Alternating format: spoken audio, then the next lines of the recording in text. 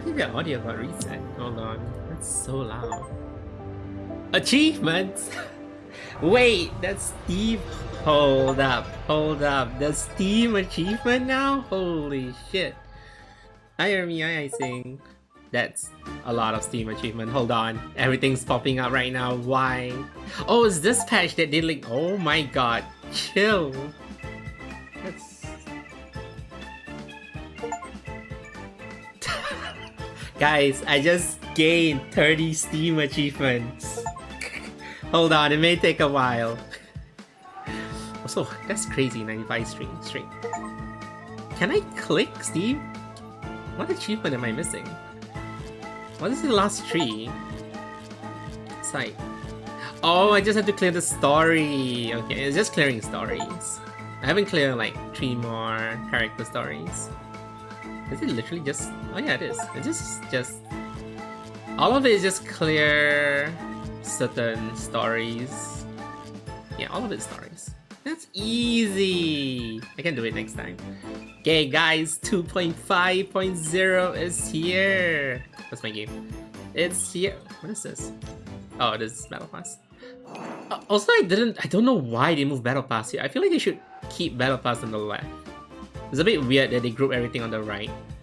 I think it's they're following most gacha game where they put everything on the right. But doesn't most gacha game put quest and mission and like battle pass on the left instead on the right?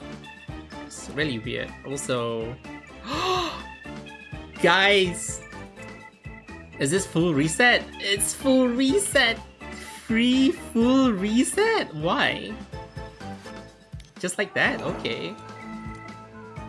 Oh my god, guys, for 10 days, we're gonna get 1k. We're gonna get 10k. I feel like it's overkill though. Not that I'm complaining they're giving free stuff, but I really feel that's slightly overkill. Do we really need 10k for... I don't even think it's a big mistake. That's crazy. Hi May. Thank you for reading. Oh my god, guys, full reset for... Wait, the full reset is valid for... 4 months? That's crazy though. I don't think I really need a full reset though. Wait, can you not full reset? You could. Oh no, it's standard. Wait, no, you can't. You could. You can though. Why wouldn't? I mean, you can. Hurry, you can. Look. Wanda's here. You can if you want to, I mean. You can only give extra 11 upgrade. Oh, you can't reset. Let's see. Rewind everything to Inception, we can notice. Yeah, it's not the full reset. It's just materials and levels. Because there's one more where you reset 100% where you remove the character too, and you return all the dupes and you get a special material. I think for that one they only give during anniversary. Wait, is it half anniversary now? No, right? This is... Oh, it only works for standard. Okay, that kind of makes... Wait a minute. Alva and... I used this thing on Ava like twice already. I can get rid of this man. I can get rid of this man permanently, and then I get him back again. I'll keep it for now. I'll use it probably when it's nearer. Oh my god, guys, I'm hoarding. Anyway, let's go through things slowly. Let me look at the patch notes, because I do want to read the patch notes, because the patch notes adds a lot of things, and we're gonna go through each character. Absolute... How do you pronounce that word? Axiom? Yeah, we're gonna go through each character, Absolute Axiom, and I'm gonna rate it how good it is, because I feel like the only complaint people should make is how good or bad some axioms are. Because some are like really bad. Like for something that you max 100%, which is like 12 plus 3 plus 1, 16. You have to roll 16 of the character. It better be worth it. Oh my god, there's a ban list.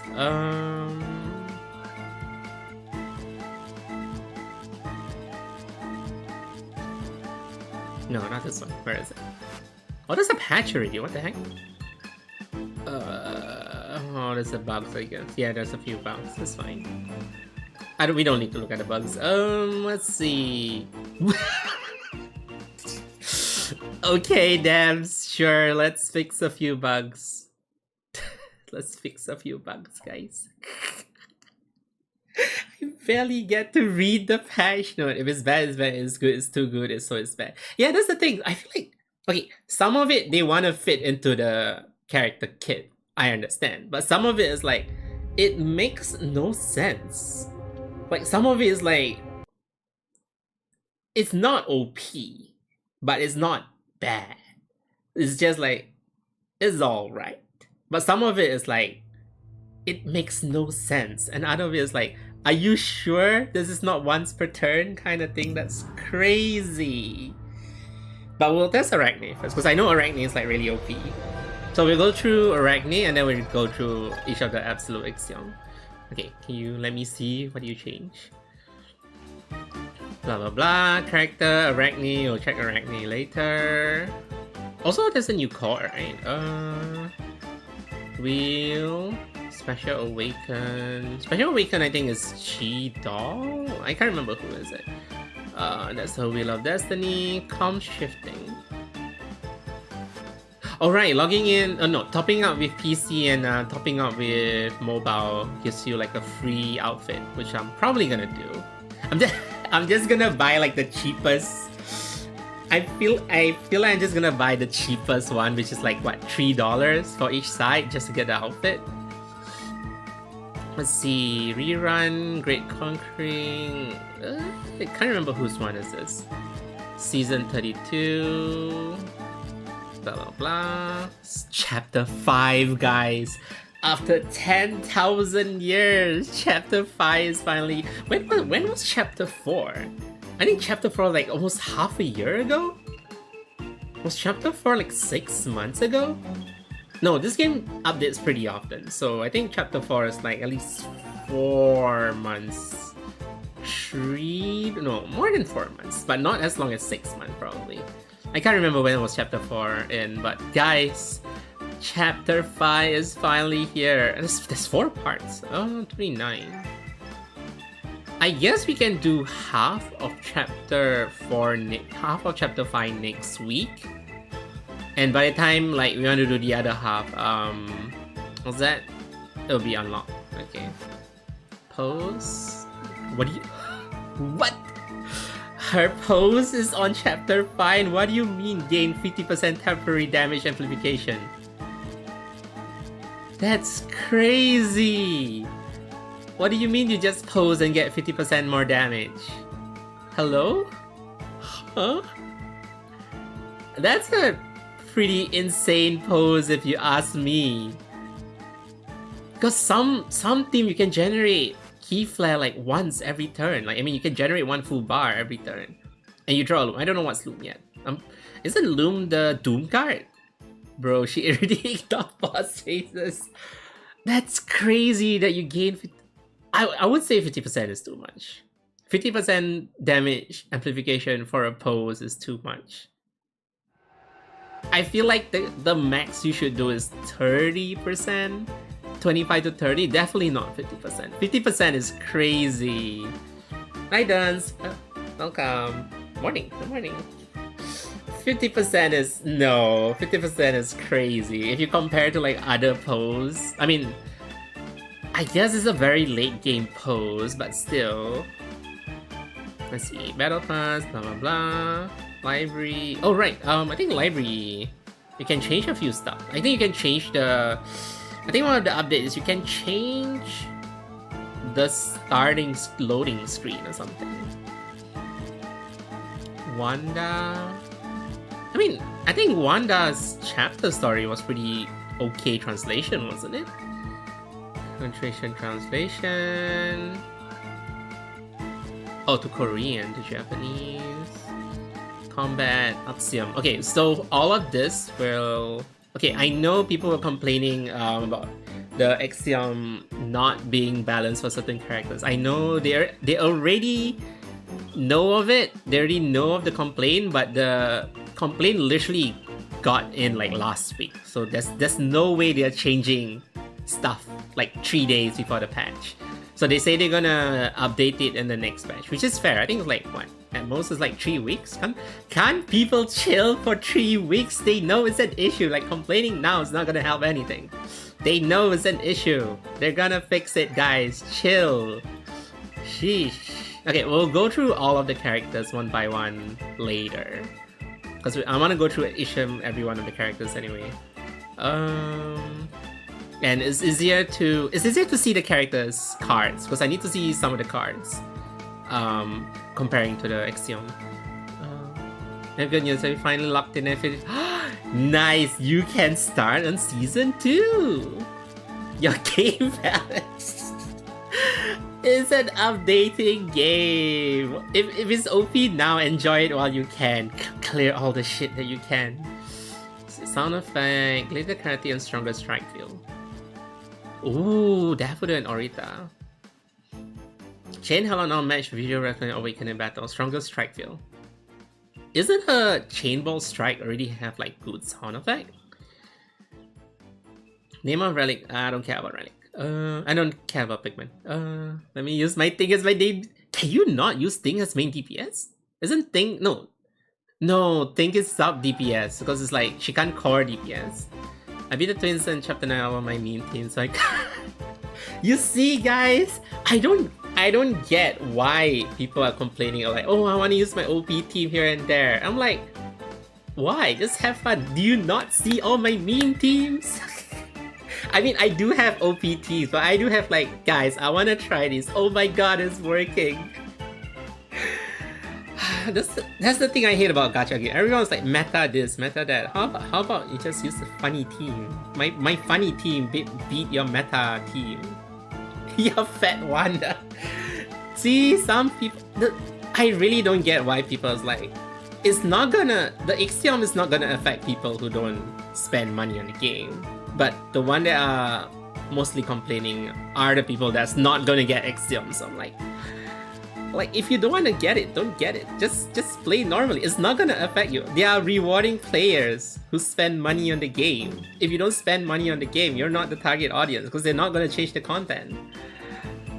Have they meta woman? Yes. Anyway, enough ranting. I was like mad the past few days of people complaining like, bruh, why do you care so much? You probably don't have the characters at all. They're not gonna change the difficulty. In fact, they've been making the difficulty easier and easier. And remember the previous patch? People are like, you made the game so easy? Make it harder back. And then the devs like, okay, we'll make it harder again. Player like, oops, okay, guys. Yeah, that's the funny thing, guys. One of the most OP character now is literally in the standard banner. If you pull him, as long you don't fight characters that one-shot you, Cases would carry everything. It's crazy that one of the most powerful characters now is a standard character. Okay, that's new Ultra Ram. This is the one that's important for Arachne, because Arachne becomes like the A-core one, where it's the new realm mechanic. Triggers this effect. Okay, the thing I know is playing the first card will put the card in Ultra Realm and put a temporary copy in Ultra wait, no. It's the same. After playing command card, place a temporary base copy in Ultra Round into Ultra Space. Cannot affect during Ultra Round. Yes, that's normal. Yeah, that's normal. Quasar. And this card can shuttle. After being played, trigger the card when retrieved from Ultra Space. That's the same, I think. Yeah, so I think Leap is also the same. It's just that Quasar has -1. Harmony. Oh my god! Thank god. The only thing that gave me problem is the final version of the boss. 26 turn 3 revives. I was turned off from the team. It's normal dance. It's normal. Because when I first cleared chapter 9, I also had that issue where like you can clear it, but you probably can't perfect it yet. You probably need like a very strong thing to perfect it. It's literally like the game was supposed to EOS on that chapter, so they make the boss fight like really tough. It used to be harder, and they nerfed it a bit. I think it was? Did it not reset? I think it did. Wait, stage chapter effect. Ornamental harmony of astral rain has been used after affecting ultra space. Did it not? Wait, I mean, I wouldn't judge because I don't use ultra. I wouldn't know. I don't use ultra. Did it not reset? I feel like that would be a bug if it didn't reset, right? It should reset every turn, and ultra turn is an extra turn. That's crazy. This should be a bug. This should be under a bug. This should not be a mechanic. What do you mean harmony wasn't resetted after ultra turn? It's crazy. Rika always rolls 6, always rolls max. Oh, because Rika can now roll more than 6. Guys, Rika's 1d6 can roll up to 8. I don't know how that works, but yes. They are really biased against Ultra. Hey, to be fair, they added Arachne. Okay, Arachne, Trap Phase I'll probably see later too. I haven't played Trap Phase for quite a bit. Trap Phase up I'll see next time. Oh my god, did they nerf Vortex? Please tell me they nerf. Yes, they nerf Vortex! Vortex was so OP in freaking Trap Phase. Thank you, game. Thank you for nerfing Vortex. Okay, anyway. Let's see. Trap Phase. Oh my god, Skybound Train is back! Yeah, so now every season there's like different things you can do. So there's Dive, Trap Phase, Skyrail. I think is it's seasonal rewards rotating.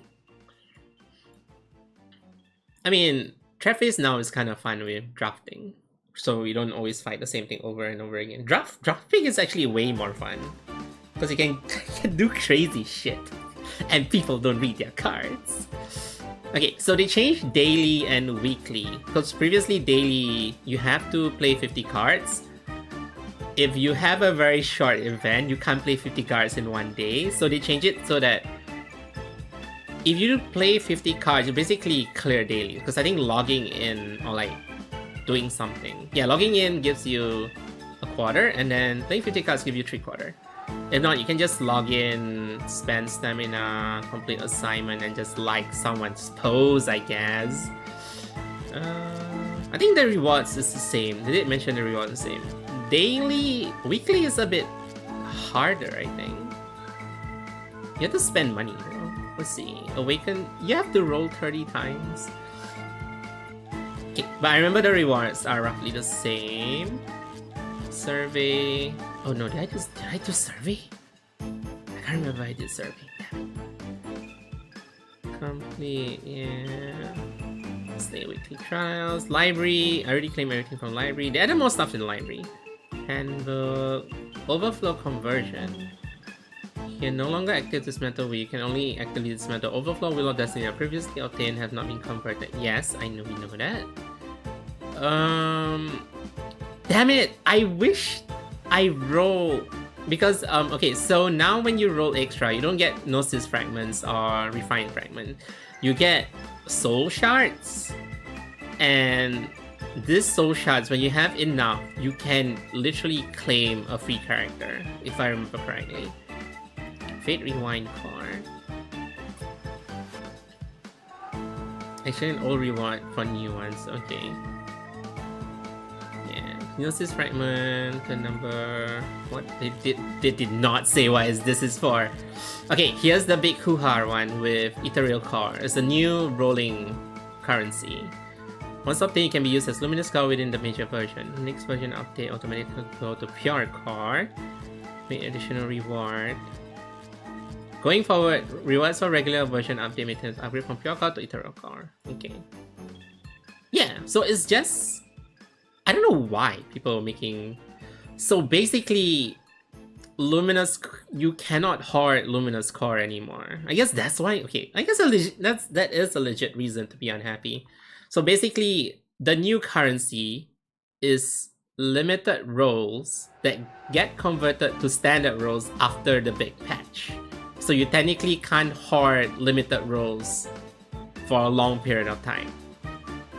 Yeah, okay, I guess it's a legit reason to be angry. But you still get like crystal rewards though. You still can use crystal rewards to roll directly. It's okay. It's just you can't hoard as much as you want anymore. You still can hoard crystals. You can't hoard the rolls. Yeah, I think it's okay. It's not big enough to threaten the devs, bruh. Okay, renaming stuff, unlocking stuff. Blah, blah, blah. Wait, they're gonna nuke my limiter roll? No. Okay. So previously, when there's a new patch, most of the rewards are limited rolls and crystals, right? And the limited rolls, if you don't use them in that patch, you can save it up for subsequent patches. So now, those limited rolls are only limited to that patch, or that big patch. Once that big patch is up and it goes to the next big patch, those rolls are converted to standard rolls. So basically, you can't hoard the limited rolls for your next big patch. Yeah, that's what they're changing. The crystals are fine. The crystal rewards are still remain as crystals, and you can use the crystals for limited rolls still. It's only the limited roll currency is only for that patch. I don't know why they're doing this though. What does it achieve? I'm like curious, like why? I'm not mad about it because I use crystals anyway.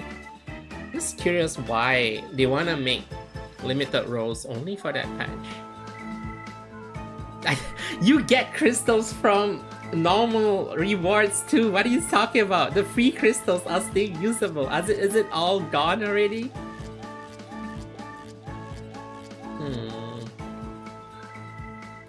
Let's see. Community optimization, D-zone, optimization. Luminous car icon has been enhanced to look as luminous. Crystals as in this currency.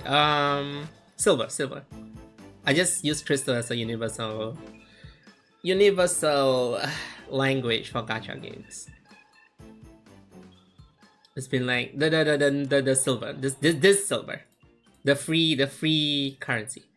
Because I normally called it like limited tickets, standard tickets, free crystals, and paid crystals. I forgot what's the paid crystal called. It was called silver. Yeah. So the rewards as silver are still there. The rewards for that patch for the limited rolls are limited to that update. Or at least I think it's up to like the big update. So maybe like all of 2.5 rewards, the limited tickets are there until 2.6. And maybe at 2.6 they are converted to standard tickets instead. I guess they just don't want people to hoard. Why though? Is it like so that oh, I think I know why. They want to level the playing field with new players so that so basically if a new player joins it at 2.6, everyone has a sort of like level playing field of how much they can roll per version, unless you top up, of course. Yeah, I guess in a way, I don't know. I'm not the dev, I wouldn't know, but I guess it's somewhere along there. Oh my goodness, where was I? I know they mentioned no, I don't think they explain it well because of like translation and stuff. I would never know. All I know is people making a big hoo-ha out of it. I don't really care, to be honest. Has someone who like pop up here and there, I don't really care. Cause to me, I'm gonna roll the same regardless. So like, yeah, sure, just change the reward. I'm gonna use all of it anyway. Cause it's Arachne. I'm rolling for almost every character anyway. Whether to like keep or like use. I didn't get a drama happening in Reddit because I'm used to any. It's not that strange. It's not that strange, yes, but from the complaint and stuff, I didn't know the devs were in the raid consistently. I thought like after whichever oil prince that was so rich to sponsor the game at the end of like season 1, because remember they were bankrupt, or they were like so in the raid they almost end of service at the end of season 1, but they said, hey guys, we got funding, we're not ending the game, we're going to season 2 and we're gonna make season 3. And then the recent thing, they actually mentioned that for the whole of season 2, they were actually in the red. I'm like, what do you mean you're in the red? Didn't you say you got sponsored? Or you got funding? Where do you get the funding? And what do you mean you're still in the red? And I'm like, wait, so if you're still in the red, doesn't that mean that the game can EOS literally at any time still? Why do we not know of this? Because they also said they got back season 1 writer. Like, the person who wrote Aegis and Jenkins' story. The original writer who wrote chapter 1 plus Miss Aegis' story, Jenkins' story is back. They got the funds to hire him back. So I'm like, holy shit, chapter 1 writer is back? That's crazy. We all love chapter 1. That's the reason we play this game, right guys? Chapter 1, hint hint. So I'm like, but you're in the red. What do you mean you're in the red? Then what about season 3? I thought season 3 is ready. Also, because of that, because of all the issue, they are slowing down updates again, and they are redoing God Tulu. Because when they originally planned God Tulu, it was rushed. Then they realized whenever they rush content, it's not good. So they're gonna scrap Rush God King Tulu and like redo God King Tulu. And so God King Tulu is probably gonna be a while. Okay, Buck Fizzer's done. Okay guys, it's time. No, not this one. No, not this one. No, don't look at that. Don't look at that. Also, this is pretty worth. I feel like I'm gonna get this though. I think that happened in chapter 1. I was like, yes, definitely sunshine. It's so sunshine and rainbow that you definitely want to play chapter 2 and 3, right? Right? Guys, if you have... Oh my god, the luminous core is really luminous. Holy shit. Wait a minute, that's the Axiom effect. Also, they make pure core so dark right now. Guys, if you wanna get a very good crit card, this is actually a pretty good crit card. No, I feel like even with the free... Wait, you get how many? 3? Yeah, even if you get the free one, this is really good. Because this one is retained, right? Yeah, it's retained. Just freaking use it when you nuke. It literally gives like 150 crit damage. That's crazy. Where is it? There we go. Okay guys, let's trial. Let's trial how OP she is. Let's see what's the big hoo-ha.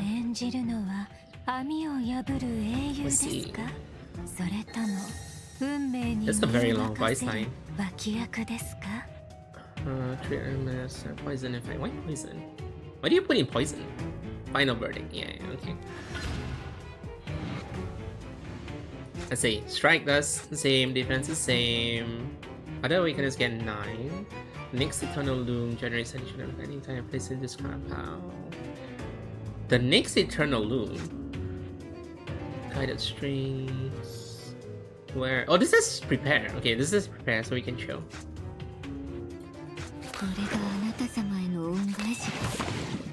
Really like her so don't know what. I think it's to show that you can. I guess it's poison and doom. So like you can poison up to the doom and then he dies to doom. And also because she increased damage amplification. Poison only scales with damage amplification, which kind of makes sense.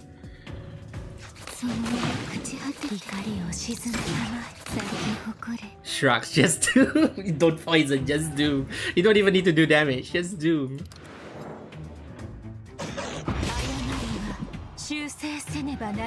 What is Fatal Loom? Okay, there we go.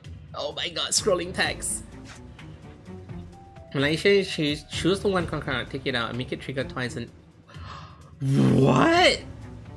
If you necrovite, you necrovite. Guys, what do you mean make it trigger twice and make the next plate command card trigger dimension shot? Wait. If I take it out and play it again, will it go back in again? No, right? That makes no sense. Wait, that's crazy though. Alright, they also put oh my god, guys. What is description algorithm 1? Can you stop scrolling? Stop scrolling, stop. Beacon. How many beacon did I ask? If currently ultra rare activate simply want and then oh my god, the terms is too much. So much reading. I wanna read this. Like, how many stacks is this? Because I know this is by stacks. This is supposed to show a number.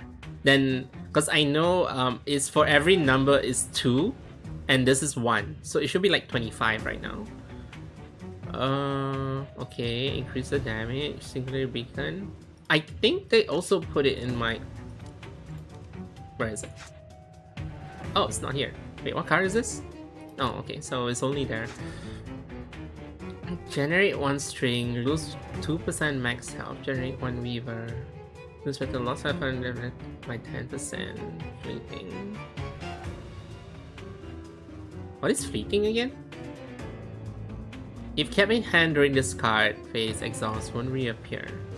Wait, so if you keep it in your hand, you just get Alimus? That's OP. Wait,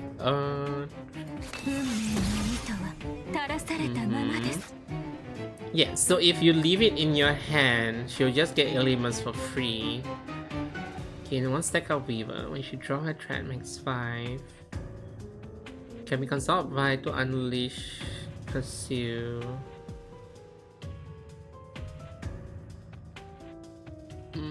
Plus 10%. Is there no cap? Wait, is there no cap to final verdict scaling? Yes, you have a cap for Weaver. But do you have a cap for final? I don't think it has a cap though. So you can pure Arachne support then. I mean, provided you have enough max health. So if I do this, and then take 1 common card, play twice, 3 common cooldown. So if I take this out, and if I play it, it should apply twice.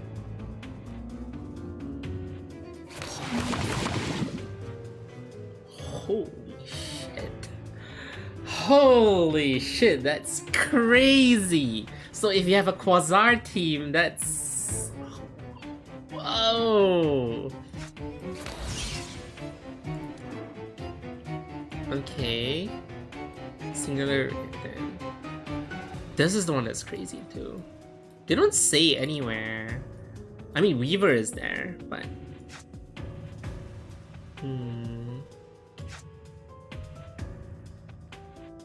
Guided strings.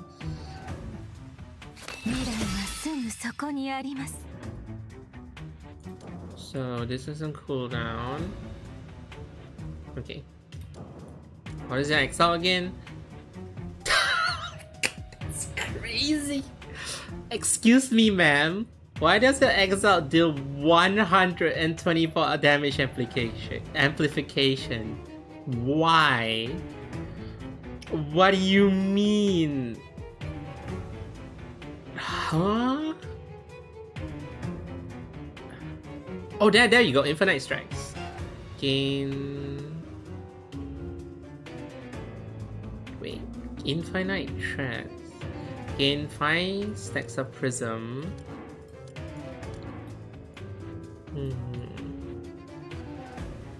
Kashash. That's right. Okay, we're gonna play the next turn because I have to play cards with it. Also, I didn't see her design. She really has the Arachne legs. Because the art always cover her legs. She's been hiding her legs for God knows how long. Okay, so if I play this.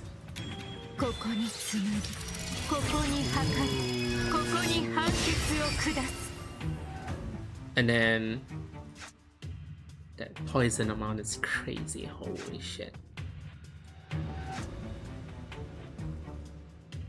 So I should get 2 loom.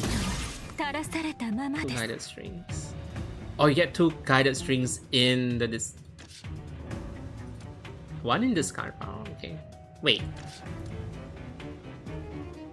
Generate 1 guiding string and add it to hand. Place it. Oh, it's in the draw pile, okay. Same attack. So if I play a card from another person,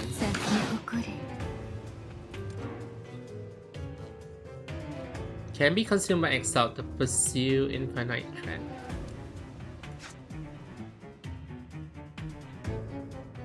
Huh? Do you not? How do you activate singular? Oh, you need to be in Ultra round. Okay. Singular for the rest of the turn, whenever you're not okay, consume a river. If currently in Ultra round, activate Singularity Warp. Singular Enlightenment guarantees the next swap trigger. Oh. Shit. I need to read more carefully. Okay, so this one Weaver.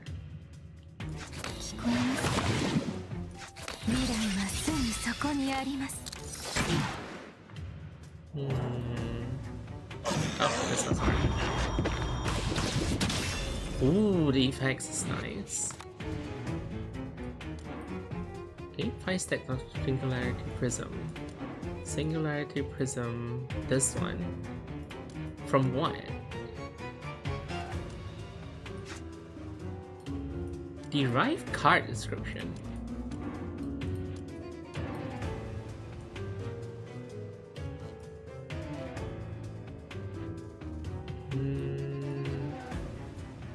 Oh my god, your description, ma'am. Ma'am, I need to read out your whole ass lore story for your talent. Okay. Okay, move it, grants a copy original script. Beacon. Yeah, this thing. The Singularity Beacon, which increases stats. Count trigger during Ultra round. Blah blah blah. I know that. Ultra is when full. Activates Ultra Realm without restarting the round. It's got on retain. Yep, I know that. 3 times Singularity. Okay, upon starting, you gain 50% damage M. And 15 stacks of Singularity Prism. That's crazy. All command card gain Singularity bonus equal to this stack. So it's plus 15 stacks. Okay. Oh, okay. Okay, so you need... So she needs Ultra Mastery. She needs Realm Mastery to increase Prism and Beacon stats. Okay, that makes sense. We're getting the novel. Why are you reciting? Hey, it's not as bad as your Limbus, okay? No, it is as bad as your Limbus. Your Limbus is better because they formatted. This is literally paragraphs of words. I read this all like before the patch, so I roughly know what it is about. But I still don't know what's infinite threats though. It's much worse than Limbus. Because I saw Limbus screenshot. Limbus formatting is there. Because each skill is its own paragraph with like spaces and stuff. This one though. This one on the other hand is like... Peeps, can you like put spacing around here? Like one paragraph by one paragraph. It's really hard to read. Okay, so I need to go Ultra Ram first. I really want to know, is it 10%? Okay, where is verdict? So it's 1861. It's still increasing. It's still increasing. I don't think there's a limit. So there is a limit to weave, but I don't think there's a limit to... Oh, they actually... Okay, so the max health, the max health increases. So previously it was, I think, like, what? Oh shit, I don't have the card anymore.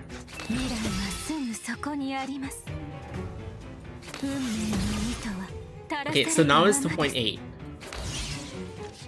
Now it's 3. So eventually you will lose a lot of health. It's not a percentage of your current max health. It's a percentage of your starting max health. So eventually you will lose all your max health.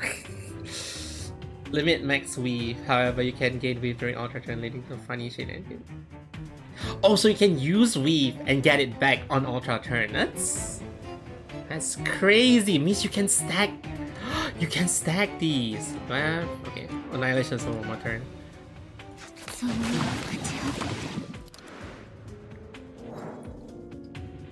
Rozarai let go. AO3? What's AO?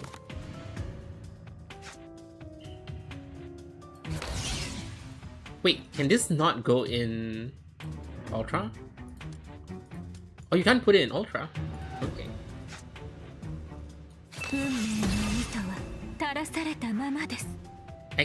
Activate Ultra Space. In the funny jellyfish. Archive of our pen. I don't. I don't read. I used to read fanfiction back when I was younger and I had time and gaming wasn't really my hobby yet. I do read, but I don't read anymore. Okay, oh, I need to exile though. Oh, that's kind of bad. I can't exile. Can I not exile? No, I need to singularity warp. I need to make singularity warp. No, I need to exile. I need to remove one card. I shall do it on the next card. Wait, so if I trigger that, I can do one pursue, right? I want to see the pursue.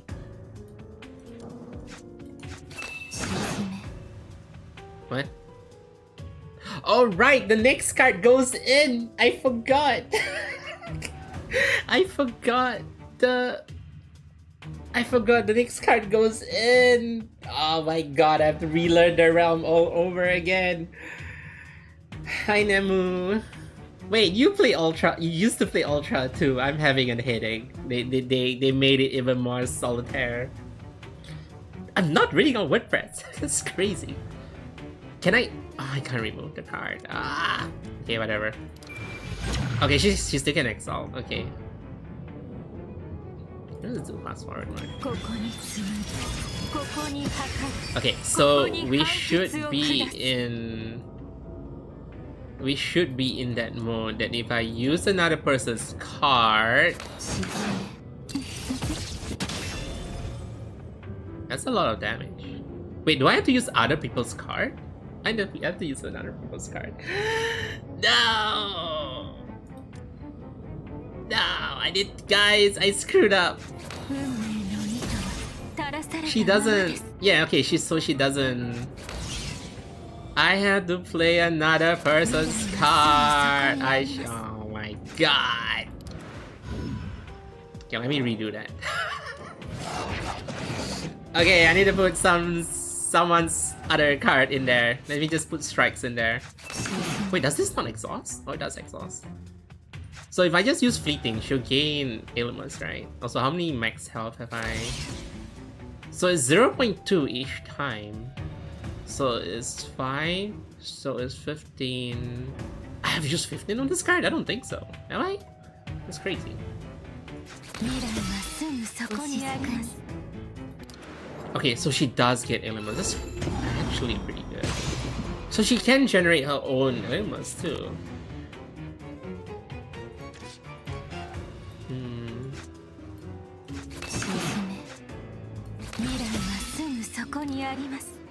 Oh my god, she's gonna die. Wait, didn't they say? Okay, for rest of turn. Singularity Annihilation also guarantees the next to trigger this turn. So I have to exalt and then Annihilation, right? So I have to exalt. Okay, let me put this card in. So I'll exalt. And then I use Annihilation. So this so I had, that's how you get Dimension Shatter. Oh, as in, wait, can I put it back in? So I can put it back in. But I can put another card in. Why does it not trigger?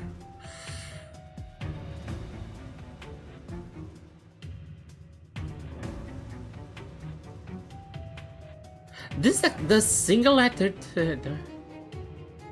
Dimension Shatter over. No. This one. Dimension Shatter. What is Dimension Shatter again? No. This one. Singularity Warp. Because they say it only activates during Ultra round, right?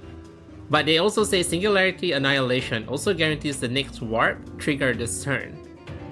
Does it have to be in Ultra round? Ultra round?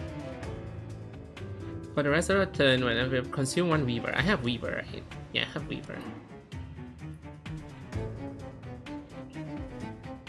Yeah, this one is unclear. Singularity Annihilation also guarantees the next Singularity Warp to trigger this turn. On the next turn, rest of this turn, whenever another player plays a command card, consume 1 Weaver.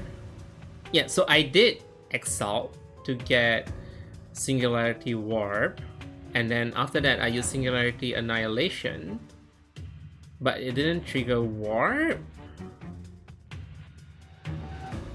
Doesn't Annihilation allow you to Exalt? Yeah, it does, it does. So I Exalted first to get Singularity Warp. And then I use Annihilation, where they say Singularity Annihilation guarantees the next Warp to trigger this turn. But it did not trigger? Did I do it wrong? Did I not do it correctly? Do I need to play a card that is not... Huh. Also, he's gonna die. Oh, you need to Annihilation first. Wait, we can try again. We can try again. Cause this the wording is a bit weird. Okay, let's just get her Exalt up. Okay, we rouse, so we can choose one card. Let me just put in strikes. So I have the Weaver, because you need Weaver to pursue.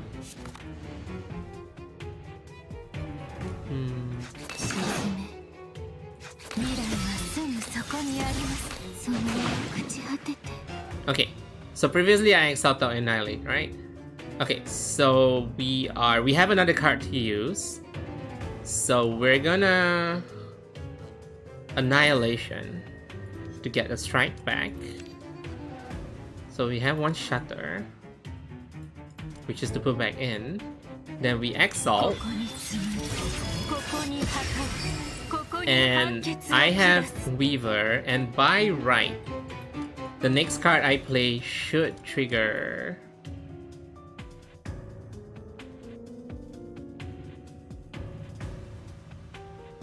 I should have Singularity Warp, but I'm not getting Singularity Warp. Am I? Oh, there we go. Okay. So it does work. You have to Annihilation before you Exalt. Can I Exalt first? Yeah. Let me see if I can Exalt. Maybe I did something wrong just now. So you can do it. You have to Annihilation first.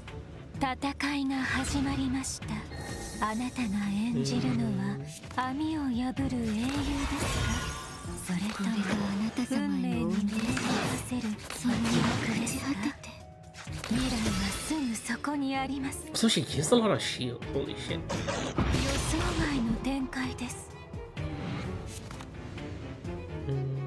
So you have to Annihilation first, right? And then Exalt. Because I think if you Exalt and Annihilation, it doesn't work. Could be a bug. It could be a bug. That's even more broken than I thought. But Annihilation is a 3-second cooldown though. Okay, so previously I Annihilation and Exalt. What if you Exalt first? Oh shit, you don't have... Okay, you have Weaver. And then we Exalt. And then we just use another player's card, right? Yeah, it doesn't work. So you have to Annihilate first. Okay, it makes sense. Because they say Singularity Annihilation guarantees the next Singularity Warp to trigger.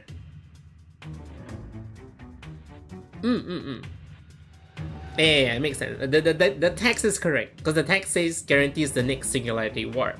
So you have to Annihilate to get the buff that your next Singularity Warp triggers. And Singularity Warp triggers when you Exalt. So you have to Annihilate and then Exalt.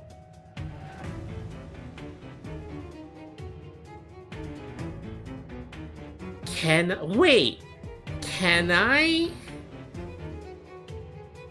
I Annihilation this turn? And then my next Assault gets Warp? Wait a minute. Hold on. Does it save the Annihilation? If it saves the Annihilation, that's also crazy.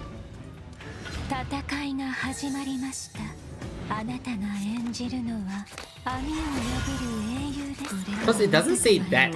Wait, let's see. Oh wait, no, it says this turn. Yeah, so it has to be on the turn. Okay, I didn't read the next turn. Okay, guys, I guess we're gonna OE. We gotta over-X out. Let's see what her over-X out is. Because I know her over-X out is crazy. Let's see, where is she?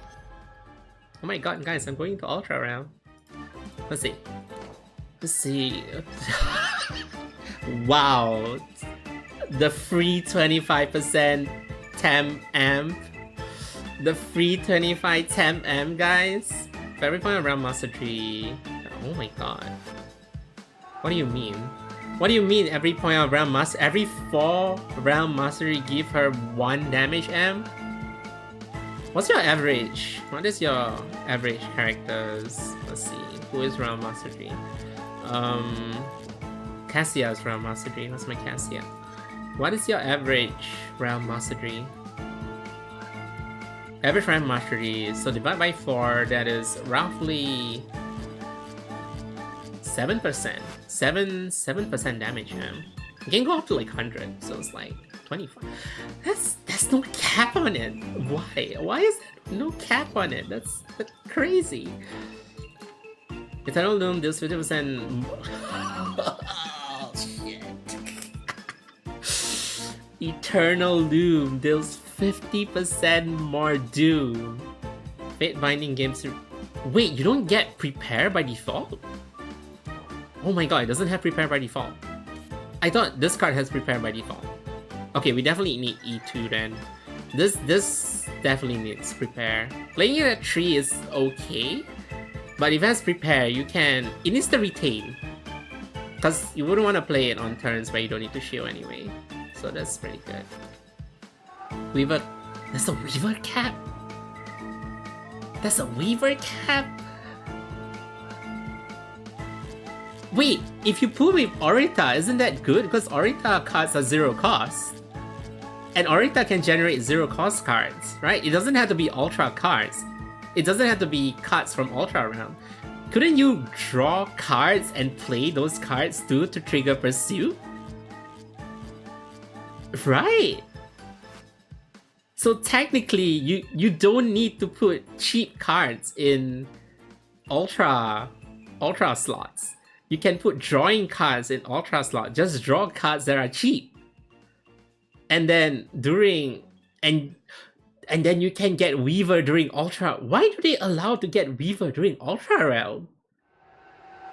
That's OP. I feel like shouldn't they limit? Shouldn't you be forbidden from getting Weaver during Ultra round? Technically, you can rotate Pursue infinitely if you plan your cards. I mean, Ultra RAM is planning cards, but still.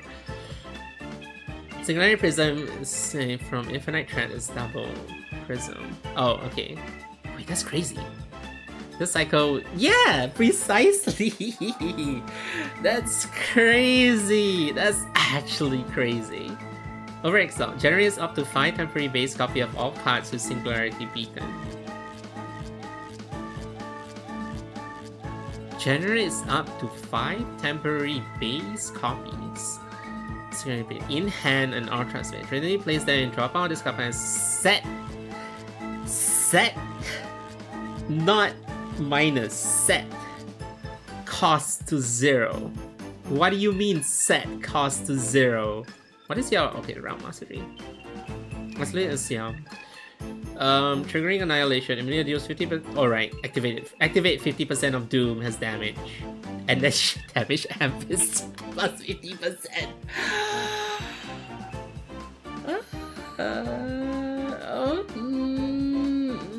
Okay, I need to test something. I need to know if damage amp increases Verdict.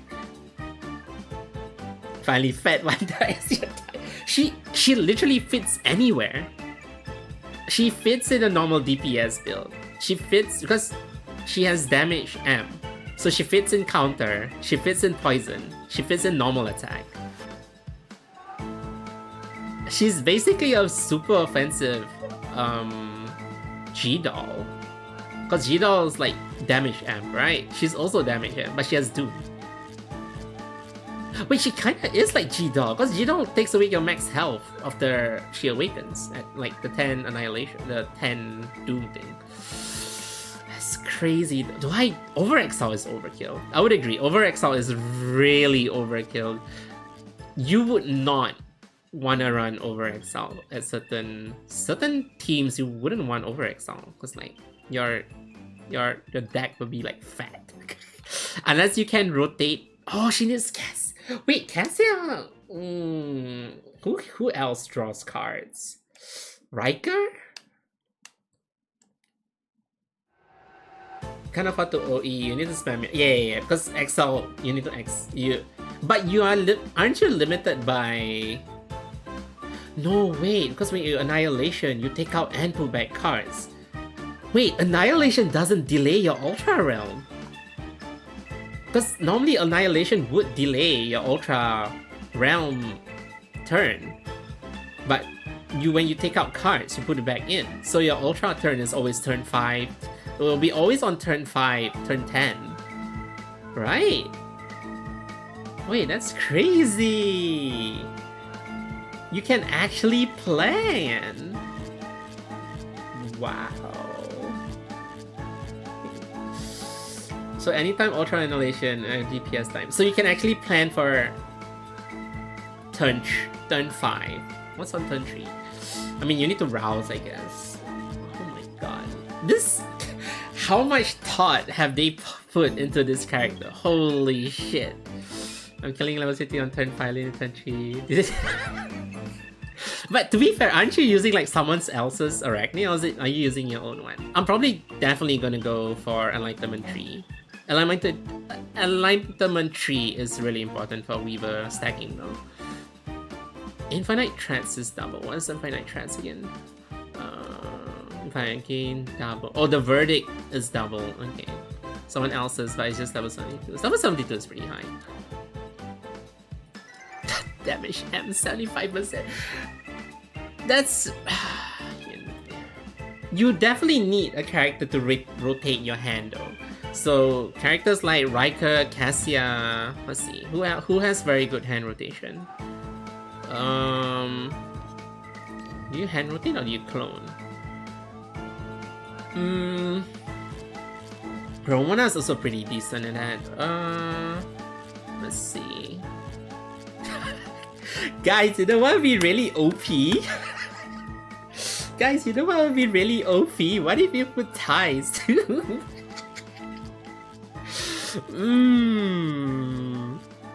Daffodil is also pretty decent because Daffodil puts a lot of insights in your hand for rotation. Let's see. Orita is pretty. Oh, Orita is card gen though. Riker, Hamlin would be good because both of them draw a lot of cards. I think Riker draws more cards. Corposon would be okay because it's like a full hand shuffle, but her cards are pretty expensive. Cassia would be the best actually because Cassia is very good for hand rotation. Very, very good for hand rotation. Who else has very cheap cards and good rotation? I don't remember what you do. Oh, let me see Wanda. Tower is also good. Wanda is... Alright, she used the Dream Lure. The reason why I don't want to use Wanda because Dream Lure is such a pain. Dream Lure is actually such... Oh my god, I didn't realize her cards are that expensive. Wait, her cards are that expensive without Retain? Or Prepare? That's crazy, your cards are 4 and 3? No wonder nobody wants to use you. You literally can't play any other cards if you play this. Not to mention you have to play it first to get Dream Lure. Because you don't get Dream Lure if you don't leap. And you normally want to leap other people's card. You don't want to leap Wanda. As really as your pain. Also, I'm wondering like, why is Wanda so bad? I didn't know. Because I know the Dream Lure only triggers on leap. but you normally wouldn't want to leap Wanda's cards because other people leap. You need to use other people's leap. And a Wanda account. I feel like Arachne can't even save Wanda at this point. I mean, you don't need Arachne doesn't have leap, right? Her card strangely doesn't have leap. Yeah, her card doesn't have leap. So you wouldn't. I mean, it makes sense. You wouldn't want to put her cards in Ultra Realm. You want to put other people's cards. But if you can rotate your hand, it doesn't matter. Alright, that's crazy. Let's roll for her. Let's roll for her. What's this? Oh, did I not claim? Oh, this is one. The only thing that saved Wanda is Raid Boss multi, I think. Yeah. But there's very limited boss that does that. Yes! It's time, guys. Okay, let's double check. So this is the new... So Ethereal Core is the new one, right? So they give you 5 free. Then... I haven't seen... What is your wheel? When the wielder uses pursuit... Huh? Hermie, did you see her wheel? Did you see her wheel? Do you see this temporary amp per pursue up to 5 times? When damage shutter is triggered, wielder gets 4 elements. Do you... Wait, so every time you pursue, you gain 25 damage amp up to 5 times. That's 125 damage amp. Girl, you're a support. Act like one. Guys, this is... Okay, Hermie, you can go build your DPS Arachne right now. She is not a support. I don't think this girl is a support with almost 200% damage amp from everything she triggers. No way this is a... I guess... Who else? Okay, who else has Pursue? Machete has Pursue. Voltice has Pursue. But Voltice Pursue is very hard to trigger because you have to Exalt. That's crazy. You definitely have to max this wheel. This wheel is definitely important. At least like 3-star it. Because Realm Mastery you can get from other places, but like you would want to use that damage amp card equipment too. That's crazy. I feel like she's stronger than Genesis characters at this point. Shift Silence in Disguise as a deck. It's a Necrobinder, but when you pull down the purple hood, it's just silence. You pull down her hood is actually not purple, it's actually a green hood underneath. And she has like 10 follow-up dagger shifts. Okay, I'm definitely gonna roll. I don't think I'll... Should I roll over Exalt? Let me think. I feel like over Exalt is really overkill though. But then, when will she rerun? I mean, G Murphy rerun was pretty recent. Because rerun for them is like pretty often, so I think that's okay. For now, I definitely want E3. Because the E2 at least. E3 is like bonus. Very, very good bonus. But you definitely need Prepare and Retain for the expensive card. No, you need to Retain more than Prepare. Because you would want to use it on certain turns. Yeah, for now we'll roll E3. So piloting this up the boat goal of Mecha. It's crazy. I know she's like the most anticipated, the most wanted character ever since the PV, but I didn't expect them to make her this crazy.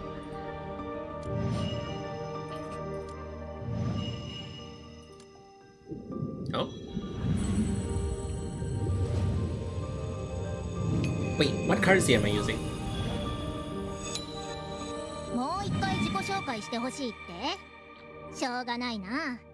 Girl, I know I want to use you, but like, can you pop out in standard? Jiggins! Jiggins! I got E3 since they rerun. They give out special selector banner quite frequently. Yeah, true. They do give special banner character for newer season character pretty often, so I'm not really worried about like her being like not maxing her now. Can't believe it. I get to play Shiv dude. This is totally the way I do. Not to mention, Morimen's bosses are like really tanky, and when you do like high damage, it feels so satisfying. Wait, how many? I have plenty. It's fine.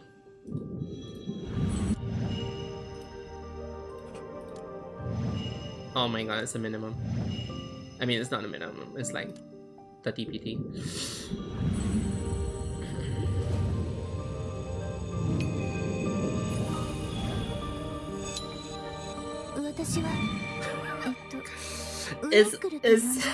It's okay, guys. We have the reset. We have the reset. We can reset them. Hi, Arata. It took you 75 pulls for E1 and wheel after 2 loss. You got this. Oh, dunce. Don't worry. I definitely got this. I definitely got this. It's just that, you know, I like to hoard. I like to hoard, so I'm like, yeah.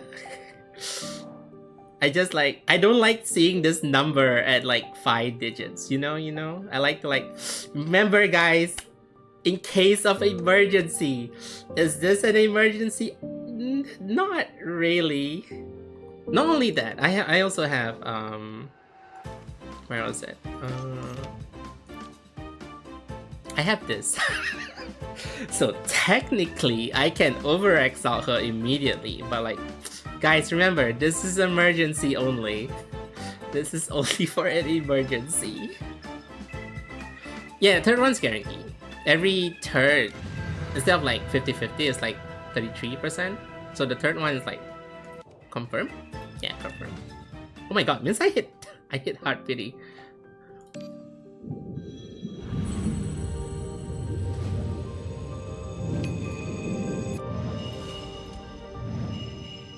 Wait, do they?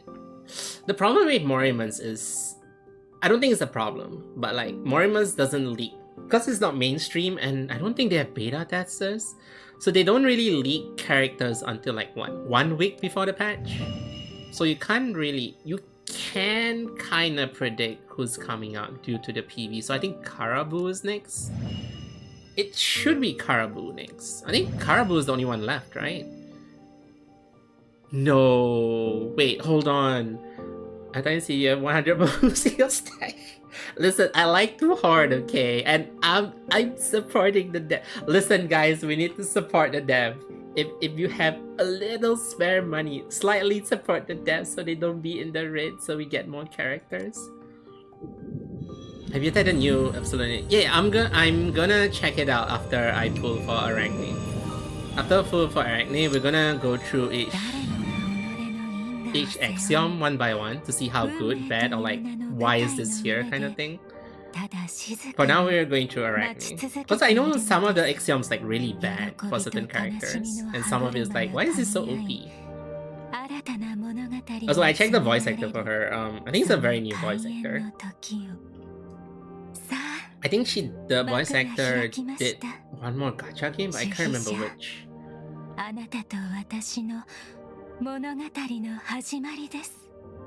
The thing I'm mad about, guys, is every art of her is cropped to her face or like upper torso, so none of the picture they leaked we couldn't see her legs. It's like, she's Arachne, show us that spider legs. Why are you hiding the spider legs? The OP becomes more OP and the man is more meh. I think some of it is okay, but definitely the OP is more OP. Like Arachne one's like crazy OP. Like, what do you mean you trigger 50% of your doom has damage?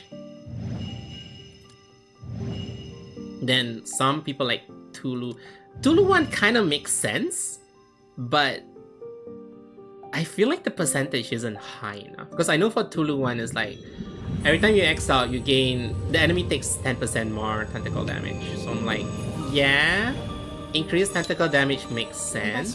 Oh, god damn it. But like, isn't that kind of lacking? Cause like, it's a cap to like 50. Damn it. Damn it. Okay, technically it's like an early hot pity, right guys? It's an early hot pity. And I use Cassia anyway. Okay, hold on. No, not this one. Guys, how much do you think I need? I don't really want to use everything, so maybe we get another 90. How much is 90? Yeah, I think that's enough. Okay, yeah, number's still high. Okay, let's go. I've been saving all this time for them. It's time to use it.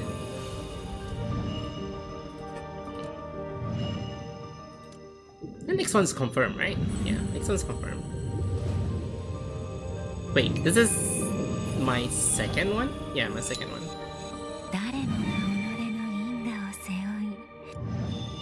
Okay, 2 more.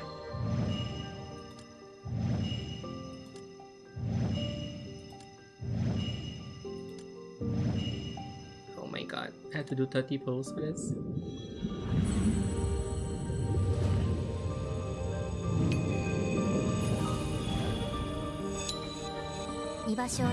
Oh my god, Liz, please.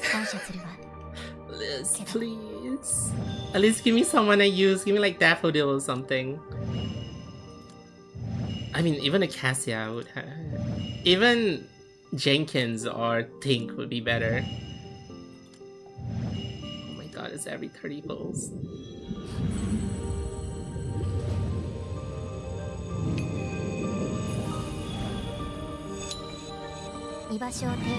Are you... You know what, guys? I am gonna reset her. Guys, we got one reset, right? I am so gonna reset her. At this point, I think she's the most value to reset.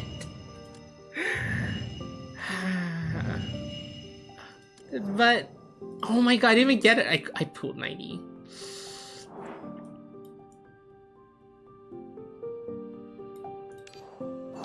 No, my number is going down. Oh, there we go. One more? Yeah, one more.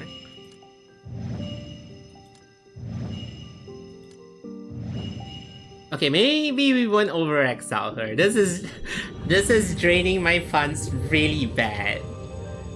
My luck has been... okay.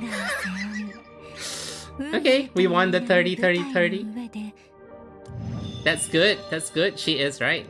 Okay, maybe we won't... Go away. Maybe we won't over-exile her. Because I really feel over-exile's overkill.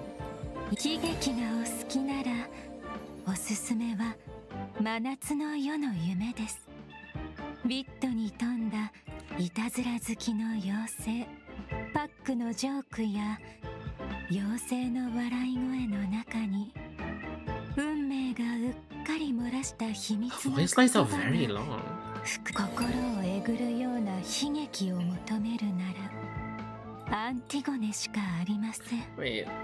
神の世界と人の世の狭間で彼女は Generate up to 5 temporary base copies of all cards. 墓場の奥へと足を踏み入れる。逃れられない抑圧ゆえに彼女の小さな体から I mean, like what Hermes said, if I'm gonna build her to be like DPS, you don't really need over-exile. I mean, technically I didn't over-exile Sue. Yeah, I didn't over-exile Sue. I think they'll be fine. She'll be fine without over-exile. Because for Sue, you also wouldn't want to over-exile her. Because you always want to exile when she can. Yeah. Why do I have 1 copy of you? When did I pull 1 copy of you? Yeah, you also wouldn't want to over-exile her. It's like overkill. Or like a different playstyle, so I think it's okay. Okay, time for the wheel. If not, I'm just too mad. I have 9 left. See? See, you're hoarding it too. It's for emergencies only. Is it an emergency? Nah. It's not an emergency, guys. We can hard. Oh my god, Jenkins is almost over XL too. I think like one more. Alright, Liz, where are you? How high? Oh my god! Okay, wait. What is your over XL? What's your axiom? For every 3 instances, that damage. That's actually pretty. Wait. Oh yeah, you have to rouse. For every 3 instances of damage, her damage in this battle is permanently increased by 50% of attack. Isn't attack scaling pretty... What is your... Oh, that's pretty high actually. So every card play, every... I think the biggest one, I think Deadly Flames is 3 instances. So every Deadly Flame, I gain 50% attack permanently for that battle. That's actually pretty strong. Okay, let's roll the wheel and then we go character axiom. Are you gonna give me more rolls? Oh, that's not roll. Private Afternoon. I really want this card. Okay, I definitely need every wheel I need, so... Nope. Okay, at least for wheel is kind of worth it. Because if I get wheel, my other characters is using other wheels anyway, so just give me something I use. Or give me the one I need, sure. And give me more? Okay, I'll take it.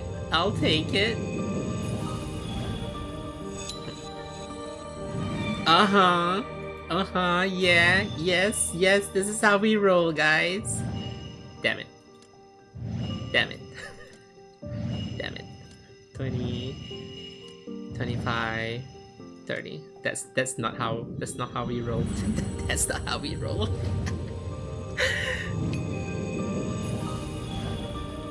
Weaver? That is how we roll, guys. Okay, this makes up for all the fail roll with Arachne. So I'm back with some horrible ideas. Yes. What have you been cooking?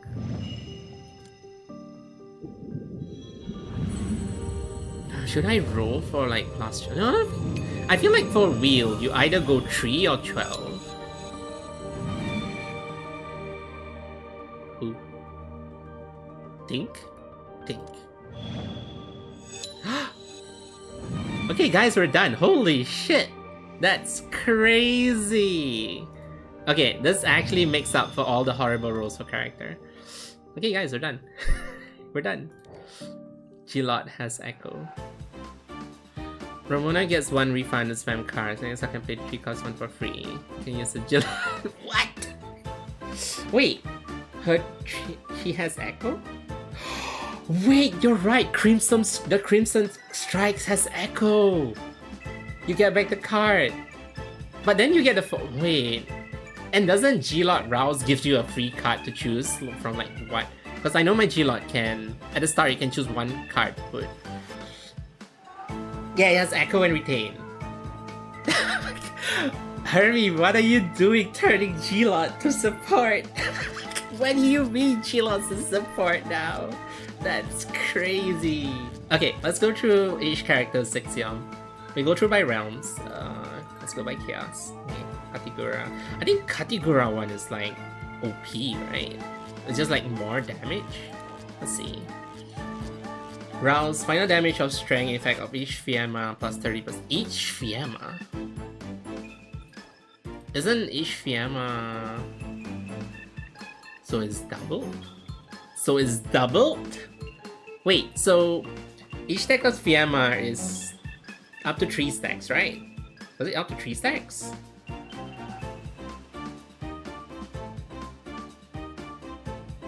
If I correctly, Fiamma is up to 3 stacks. Where's your enlightenment? No, where's the talents? Yeah, Fiamma's up to 3 stacks. Yeah, I don't know where it's. I know it says somewhere it's up to 3 stacks. So it's up to 90%. So if you if you Axiom, that's... I feel like that's okay. It's basically double her strength output. Yeah, it's just double. I guess that's okay and it's playing to Fiamma, but like,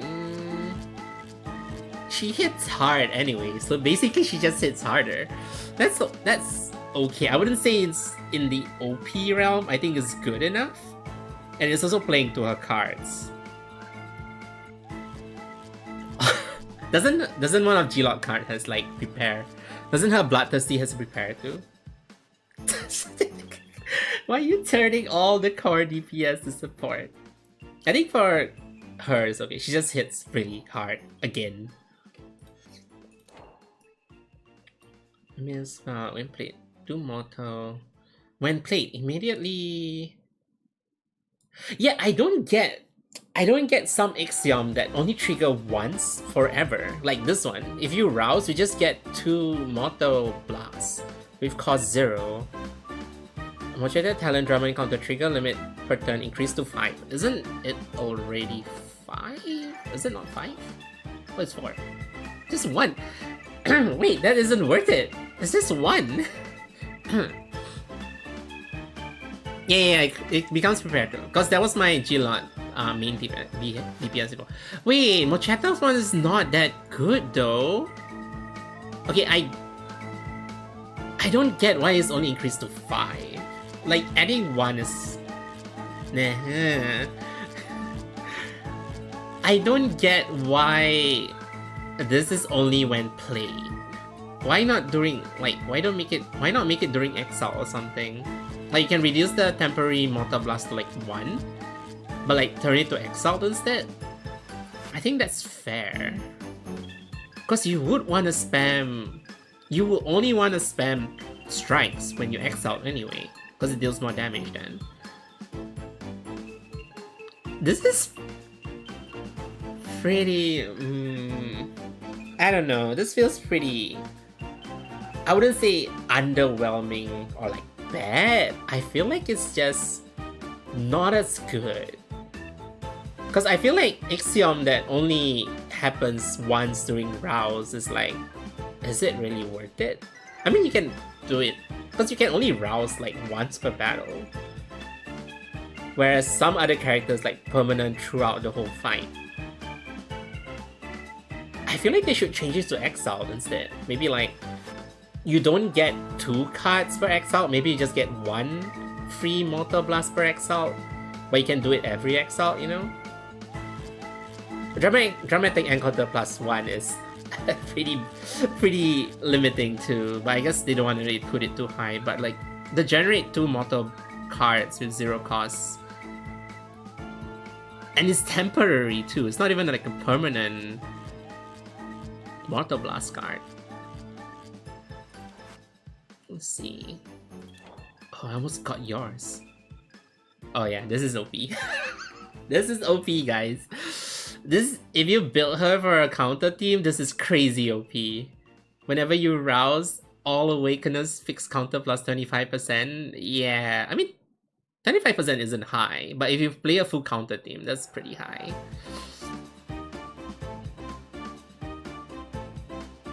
That's crazy. I mean, I feel like 30% would be better, but 25%, I'll take it. I'll take this actually. This is pretty alright. And she is a standard character, so it's pretty cheap, I would say. Cause she is, you'll probably get Ixion for her very easily. Let me just roll. Wait, does created cards work for Pursue? I thought it's base cards only.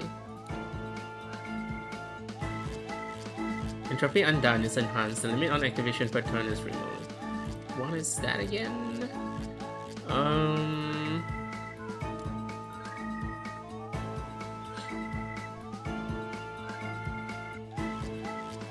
Wait, what is triggered? Again? I don't get it. Entropy Undone is enhanced. Limit on activation per turn is removed. What is Entropy Undone? Is it Negentropy? I think it's Negentropy. Negentropy, yeah. Wait, but you can't... Oh, I guess you can stack more than 3 stacks, then you can use it more.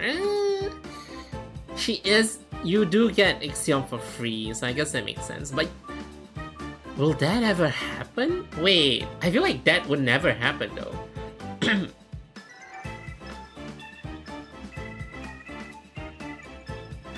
Would you ever get more than one Legion trophy?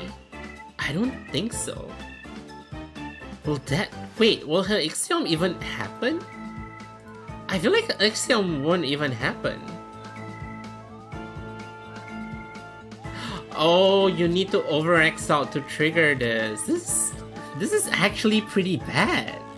This is actually really bad. For any time for Ixion to happen, you have to over-exalt. That's really bad. The percentage of this ever happening is like almost never. Cause yes, you would over-exalt, but like, would you have even 3 at that point? Cause whenever you have 3 and you play her cards, it would trigger regardless. So you will never have more than 3, or you will never have 6 to trigger the Ixiom. It's so situational. It's such a rare situation that I feel like it will never happen though. This is actually pretty bad. This is actually really bad. Yeah, I don't use her, but I think they should rework this a little. Yeah, they should really rework this a little. Play a card without triggering loop. Gain 1 stack. And then when there are 3 stacks, you'll trigger loop. So the only time you will get this if you get 3, and then you over-exalt her, and then you have 6. And then you can trigger 2 loop. That's it. That's it. That's the only situation you will use that, and that's really bad. Let's see. Browse for each stack of finale. Increase damage by 8. Illusion and grunts turning. Yeah, yes. I would say this is your standard G-Doll effect. Nothing good, nothing bad. It's what I expect from her. It's literally what I expect from her. The more finale you have, the more damage you do, and then when you end, it'll be 30% more damage. Wait, no. Grants 30% bomb-based elements. Illusion and gain elements. Then each stack of finale, I think you get like up to 10, right? When it reaches 10, yes, it reaches 10. Wait, can you break 10? I think you break 10. Oh no, it's a maximum of 10. So reach 10, so yeah, 80%, guys. 80% damage and for free? Yep, that's definitely G-Doll, alright. Oh, you click here. Oh yeah, we should check normal Ramona. Let's convert her back to normal Ramona. What is your action? First doctrine enhance each activation. First doctrine. Her stab? Wait.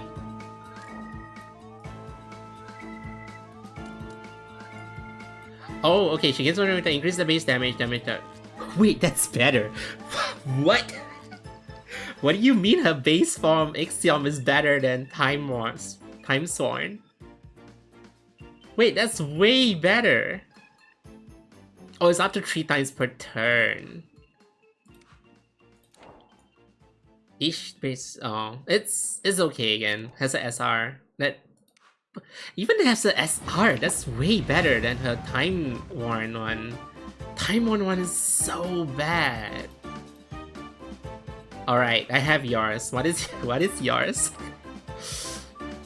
Dance of the Moon give rouse at the end of turn. If command card is retained, trigger history recovery and endless regeneration twice. It's not permanent. It's end of turn. The Ramona one is no.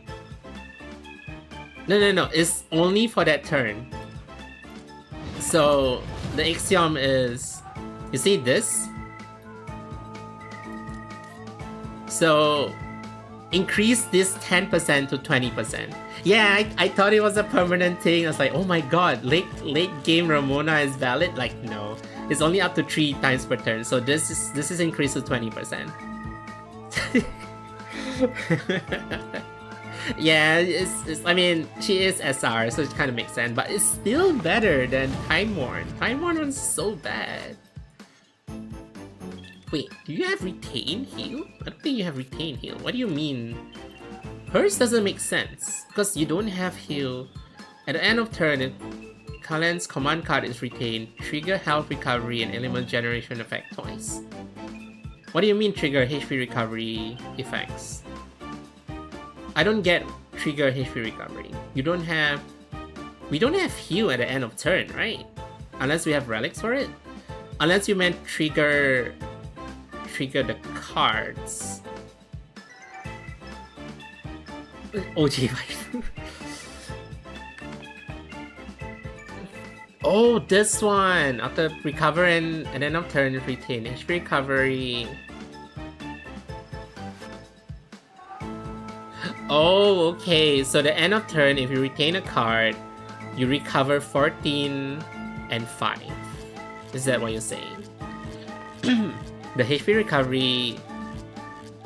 Okay. So it's this one. This one. Oh, they updated the cards. So if you have Axiom, the effects are in the card directly. Hold on, let me clear my throat. Okay, if you see the effect, if you have Axiom, the effects are on the cards directly. So it's not even 20% for Romana just now, it's like 10%. Yeah, so... There, at the end of turn, if command cards are retained, I recover 28 health and gain 10 elements. That's actually pretty good. That's actually pretty decent, that you have AFK heal per turn. Yeah, for what's the name? Wait, try. Wait, it scales too. I am so upgrading this. This is actually pretty good. It fits to Kalen's, but then again, I tend to remove some cards. No, I remove your strike and defense. This is actually pretty good because I do retain. No, I don't retain you. I retain Toad Stew pretty often. This is pretty good. This is actually pretty good. The heal, you actually can be a decent AFK healer because you don't have to. The thing is, you don't have to play her cards. You just have to hold her cards and you AFK heal. Yeah, and that with that too. But the thing is, I don't rouse her. You normally wouldn't rouse her. You normally wouldn't rouse her. Even in a poison team, you wouldn't rouse her. I guess you would rouse her now. Yeah, you wouldn't rouse her. Why would you rouse her? The only good thing about her rouse is that every time you play her exile card, you poison enemies. Yeah, let me think. Yeah, you really wouldn't rouse her though. Unless you have a very good keygen generator that you can rouse like up to 3 people maybe. Because normally in a team you would rouse like 2 at least. 1 your main DPS, 2 for like the support, if you need the rouse for the support. You wouldn't rouse Karen. Yeah. I guess it's very situational.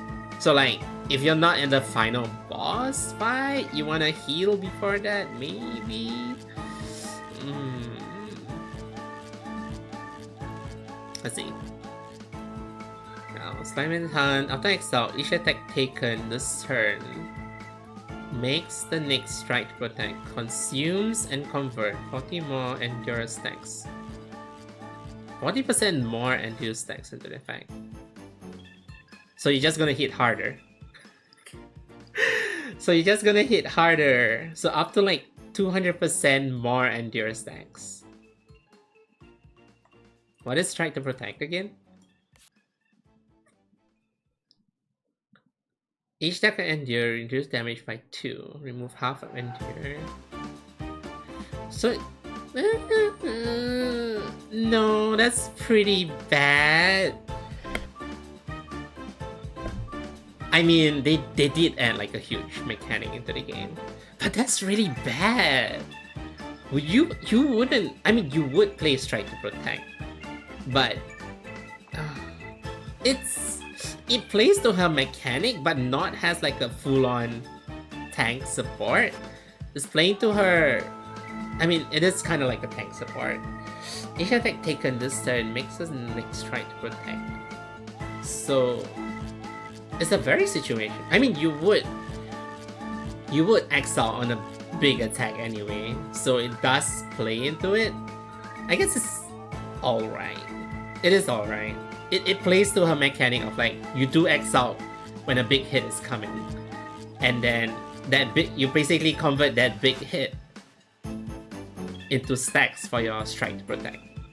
Yeah, I think it's okay. It's okay, but would you Axiom her? Probably not. You would exalt. You would rouse her, because rousing her makes her poison more anyway. I think it's okay. It's like, it's alright. Would I Axiom her? Nah. I think Lily is fine where she is. She also doesn't need over exalt. Okay, maybe she does need over exalt, but okay, you need over exalt.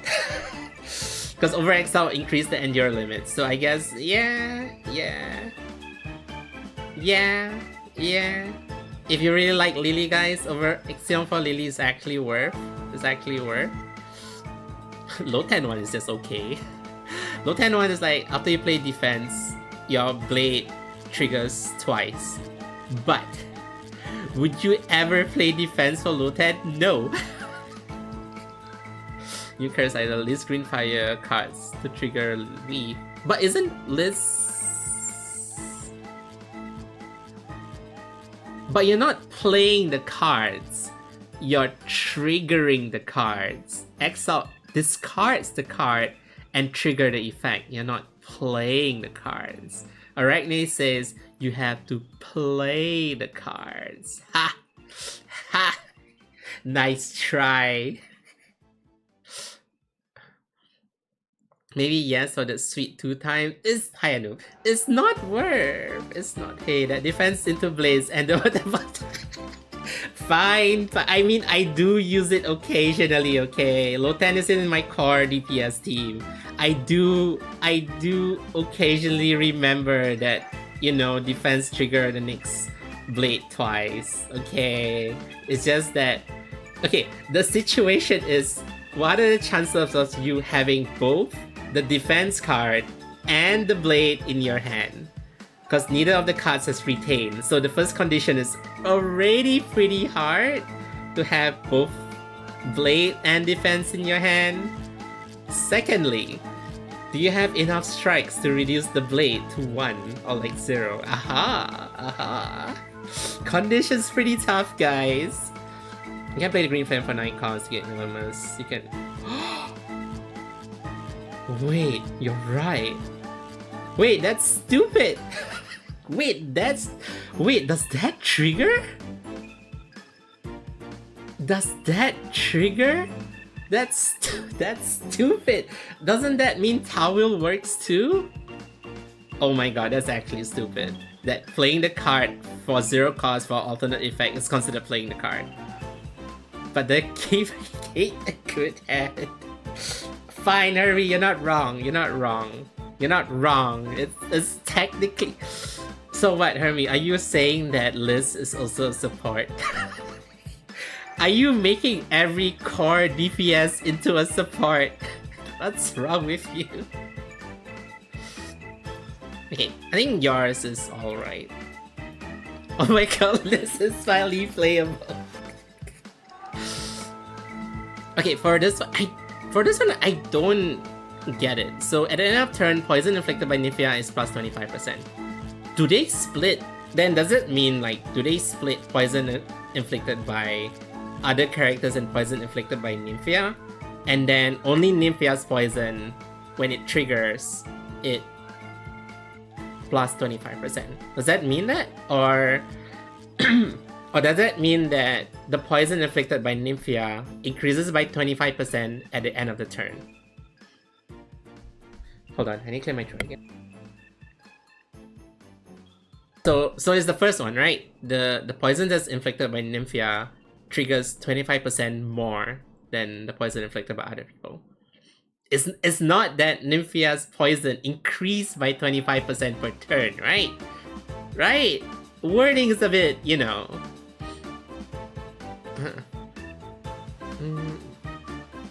What is Nymphia's character actually ships support?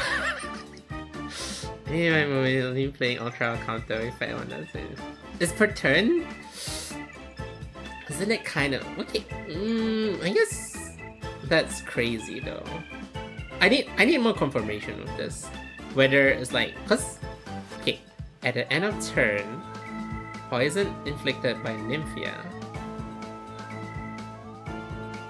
Poison inflicted by Nymphia additionally plus 25%. So I'm assuming on that turn. Okay, from the text, guys. From the text. No, Nymphia is okay. Nymphia is not trash, but not... It's not trash, but it's not good. It's just okay. See her rouse? Alright, we can check her rouse. Oh, at the end of turn, increase poison amount inflict by 9%. Okay. So it just adds this to like 25%. So what's 34%? That's a very weird number. Nymphia is okay. Yeah, something like that. Nymphia has been better because of Sue now. Because you just need more poison. Yeah, Nymphia has always been there. She's not wow, but she's not bad either. But she's kind of needed for for almost every poison team. Because she's before Sue, she was the only one who could forcefully trigger poison, like 100%. Oh, it's like more than 100%. Holy shit, it's like 120%. I didn't realize that. 1-2 cause and cap. Max cap poison is real. Well, that's why there's you now. You can trigger the poison more than the cap. You know? What's the cap on poison anyway? I think like certain max of your max health. Pandia one, I remember Pandia one's like really bad. Counter. Guys, I need to confirm. Strength doesn't increase counter stacks, right? Strength is only for like attack damage. Strength doesn't increase poison or counter stacks, right?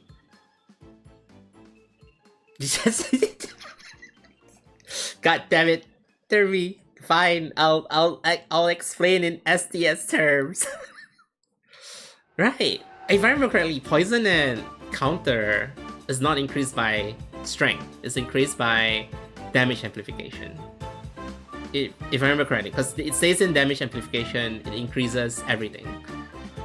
So this axiom doesn't work unless you have other characters that uses strength. Because when Pandia gain permanent counter, you gain strength equivalent to that value. But counter teams don't use strength, except cases, because you know he's like that.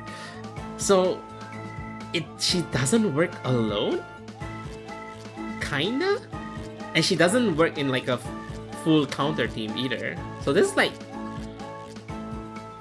and with Acorn, yeah. So she only works well if you have a DPS that uses strength or you use Acorn. Other than that, it's not like an all-rounder. So it's like, I feel like it's pretty... I wouldn't say it's the worst, but I wouldn't say it's good either. It's just below average kind of thing. It's a below average kind of thing. Hold on, let me confirm. So, damage M. So damage M increase poison value and counter value, not strength. For me, it's kind of below average. Because it's very, very situational. Depends on like your team build out. Your team build. Oh my god, 24. Please don't be a wall of text. Oh my god, it's not a wall of text. The bonus of command card is double. Wait, when you rouse, the personal effect of 24 command card is double. This effect expires after 24 each turn.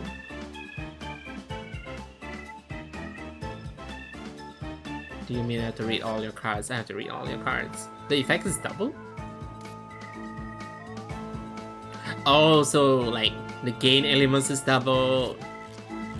Reduce the cost of the highest hand by 2 is double. Then damage instance. Oh, damage instance. That's actually pretty. Wait, the amount is triple. And if the amount is triple, and you say that the command card effect is double, is that 6 times? Do I get 6 times the amount of Alienus? That's crazy. That's crazy. I mean, okay, that's okay. It's not really crazy. 24 over Exalt. The next command card will be... Wait a minute. So what you're saying is the next card is... Wait. No, you can't do that. Hermie, you can't do that because this effect expires if she exalts. You can't do that. So if you exalt, the command card double doesn't work. So if you exalt, the next card is 3 times. If you don't exalt, her card is 2 times. Is she OP or not? Depends how you play her. Hi, Slay. I feel like everything I explain is like, guys, this is OP, and then I reread. Wait, guys, no, they fixed it. They fixed it. Yeah, so basically all her card effect is double. But if you exalt, her next card is triple. But you lose the double effect for that turn. So it's okay. It's okay. It's still... Yeah, you should exalt at the end of your turn. Oh no, the end... You should exalt when you're playing your last card. Yeah.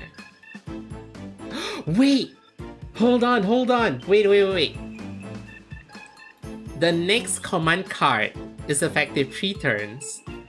The effect expires after you exalt on the turn. Wait, Hermie, come back.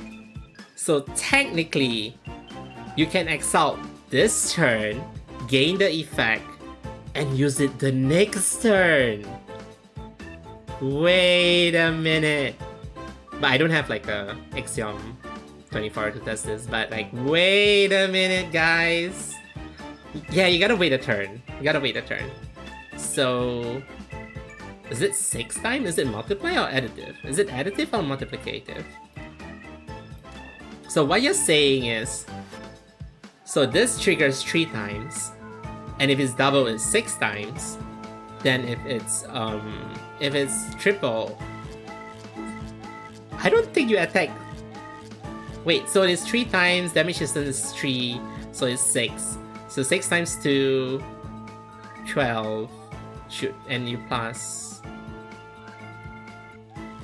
Wait, okay, we're looking at Manic Persona. Manic Persona is 6 times, so you do 6 times. So you double it, so it'll be 12 times. And then the 6 times 3, which is 18 times, so it's 30? Thank you, Hermie. I don't know, it's just a lot of damage, okay guys? But like, would you... I don't know, is it worth Axiom? I think it's pretty... I wouldn't say it's good. I think it's like, it's additive. You can try, I'm not sure. Try. Are you saying you want me to roll plus 4, plus 12, 24? Hell, excuse me? I can try it? What do you mean I can try it? I'm not gonna prove that. I don't even use 24. So naturally insane for all Persona effect. Yeah, but like... I think as a support, she's pretty good. Because this one will be crazy. Like, gaining the Illumus, it helps generate... Oh wait, no, it's gaining for yourself. No, yeah. Other people gain the amount too, yeah. She's pretty good as like a support. But... Nah. I think it's alright. Just... Oh yeah, I could borrow. Do people put their 24 as a support? I think it's okay. It's not like wow. I mean, you can make it wow, but it's not wow for me. But it's not bad. Okay, Riker, sir. Let's see. Rounds. Immediately gain chaotic legacy upgraded once. All of Riker. Sir. Are you telling me to gamble more? What do you mean your 1d6 become a 1d8? Wait, become a... Hey, what about your cards? Wait, hold on. So I can draw up to 8 cards. That's it. That's it. Oh, I guess we have the Octarine dice too. Octarine dice is I don't think we can see the card here, but if I remember correctly, if you roll 6, you get like a good effect. But I can't. What happens if you roll 8 though? Yeah, what do happen if you roll 8?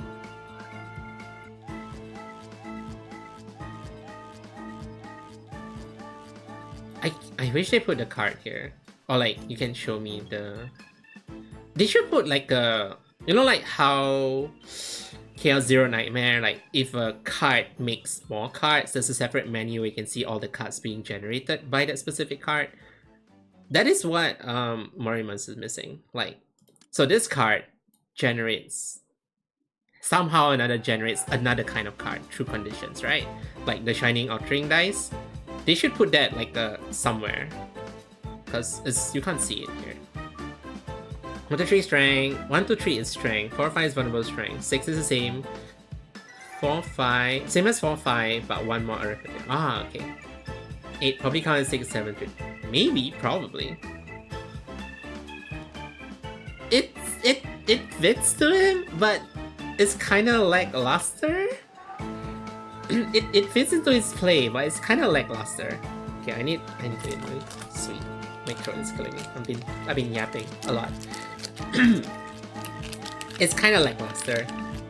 I feel like it really fits into him, but like it doesn't make him like, wow, holy shit, that's OP.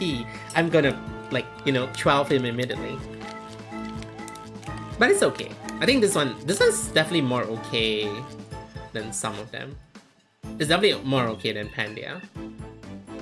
Everything is so far is better than times 1. Time 1 is like, you will never trigger that, in fact. Let's see. Okay, let me eat my lozenges. My throat. I've been yapping. I have never yapped this much, ever.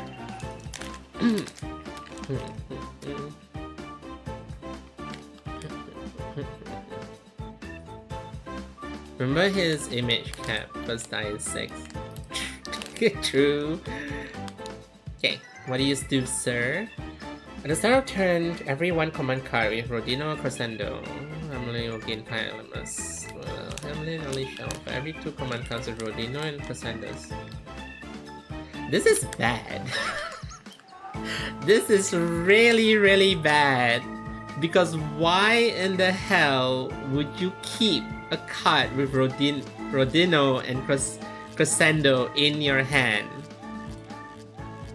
Why? Why would you keep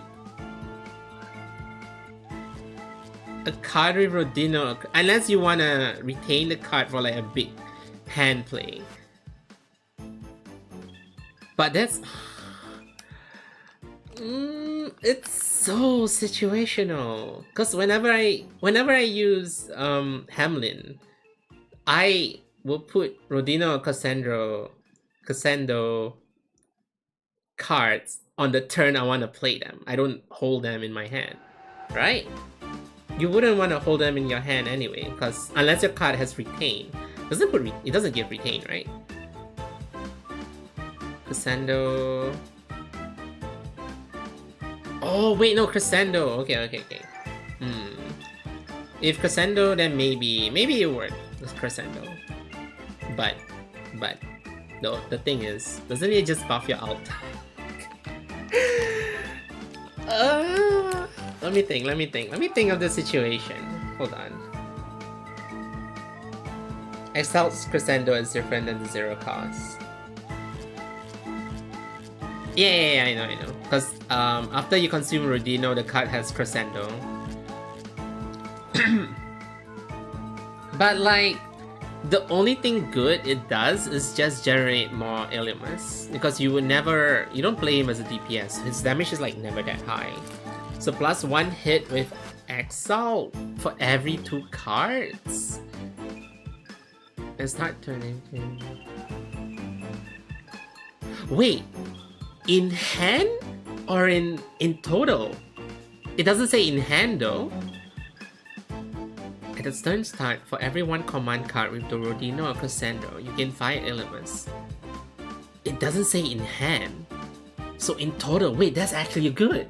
That's actually really good. Hold on. So the longer the fight, the faster you generate elements. That's actually really, really good. Holy shit. And you don't... So 8 hit. Yeah. Actually more than 8 hit, to be honest. Because... I mean, technically you can put... You have 20 cards. You have 20 cards... No, wait. So you have 16 cards. So you have 8 extra hits, unless you have like clone cards and stuff. And then for every turn, you gain 80 elements. Wait, at that point, you can't put on any cards anymore. 80 is a lot, yes. So at that point, he turns into a DPS. Because you can't put the effects on cards anymore. Because all your cards has it, right? So at that point, because if you can't put, you deal damage 3 more times. So he literally turned into a DPS. It's good for the long game, you know? It's like if you're gonna fight a boss, for like 20 over turns, maybe it's good. But would you... I don't know. It's okay. It's okay, but I think if you reach that point, I feel like you should just bring like a stronger team. If it's to a point where your Hamlin is hitting 80 elements per turn, I would say like just bring a stronger team.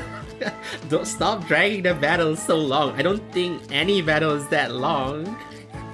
Yeah, if you really want to use him as a DPS, like sure, but like you know you can use like another team to clear the game faster. You don't have to wait that long.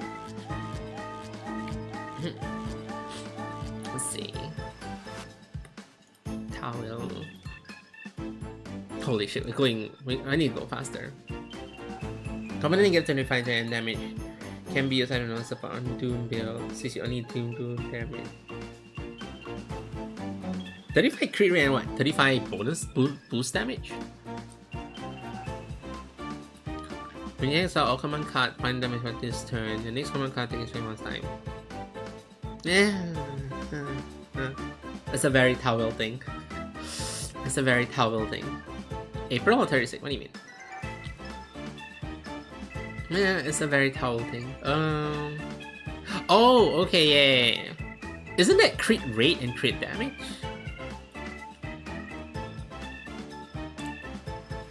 I think this is okay. It's a very towel thing. All awakens any card plus the 50%. And next week card takes 1 time.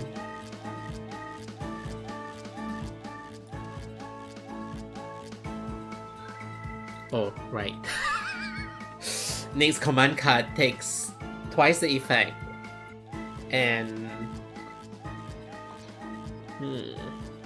Isn't Towel also the character that you can unlimited rotation to? So technically, you do use Towel for unlimited rotation. However, you can't do unlimited rotation in Astral Rain. I mean, you can't go high, but you can't go unlimited, right? It's okay. I don't use Towel anyway. I think it's fine. I feel it's fine. Silver Flare is crazier. Wait, I've seen yours, right? Yours is old. Yeah, yours is fine. Soul Forge.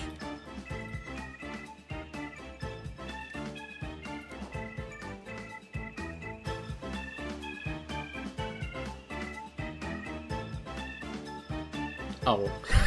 Oh, okay, that makes sense. But yeah, that's what I meant, right? It's a very Towel thing. Because Towel is meant to buff Towel is meant to buff the team anyway. That's why I say it's a very, very Towel axiom. Very, very Towel axiom.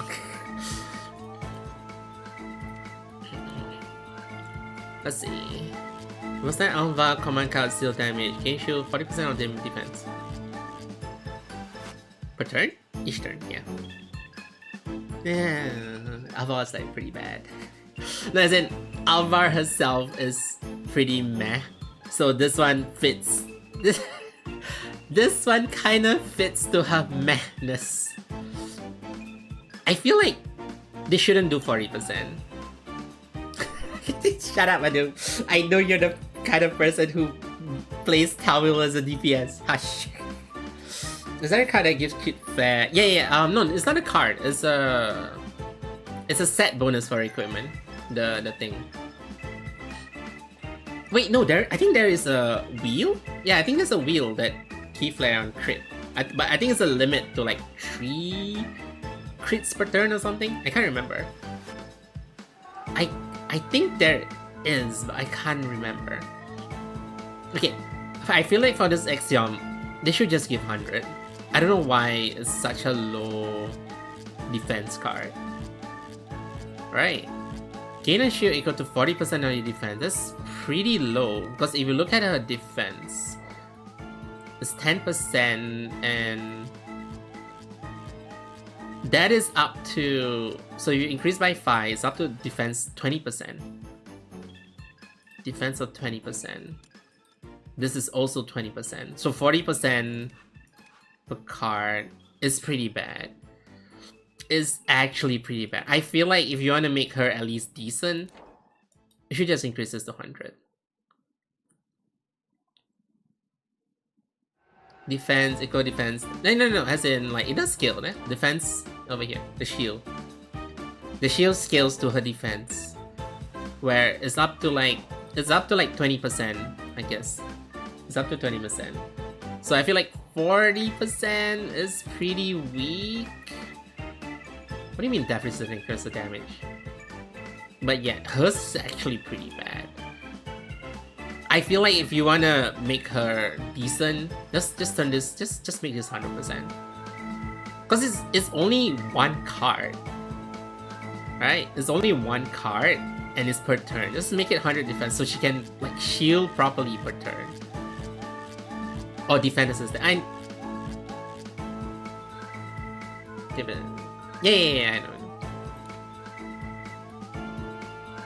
Combat stance or combat. Oh.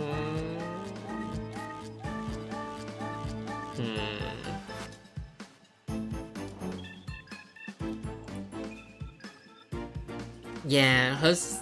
It's not bad as it doesn't fit her. It's just bad that the scale is so low, very low. Oh my god, guys, we're almost done with chaos.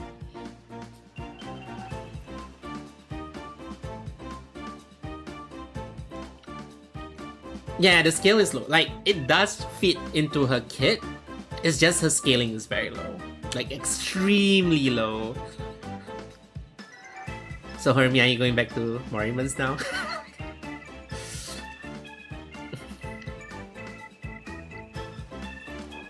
Wait, gain 6 temporary shield.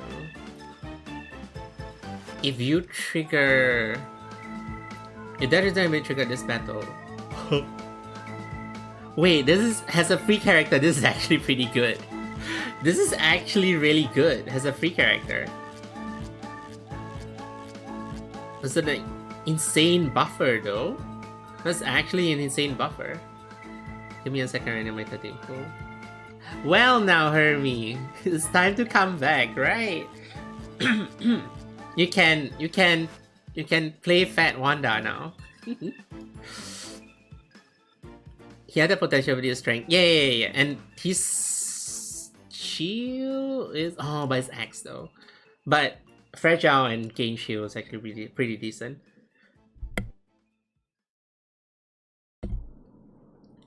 For an SR, that's actually pretty decent. Okay. 8 core time. Let's move this fast. Fat Wanda can sit in the corner in the chair. Man. Guys, hold on.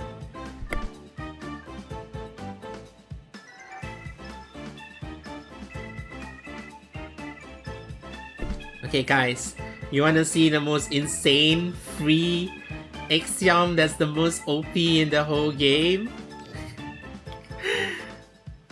What do you mean his Axiom isn't limited to per turn? What do you mean after rouse, when you play a card, one tentacle attack and gain counter to 50% of the damage? Mind you, it's not limited to once per turn, it's not temporary counter, it's permanent counter and triggers every time he plays a card.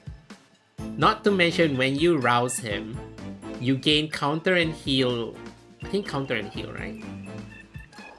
You gain counter and heal per card play. And it scales with tentacle damage, and tentacle damage scales with strength. So I'm like, why are you not limiting this to once per turn? Because I feel like you should limit this to once per turn. Yes, he's... Are you a new player? God damn it. Like...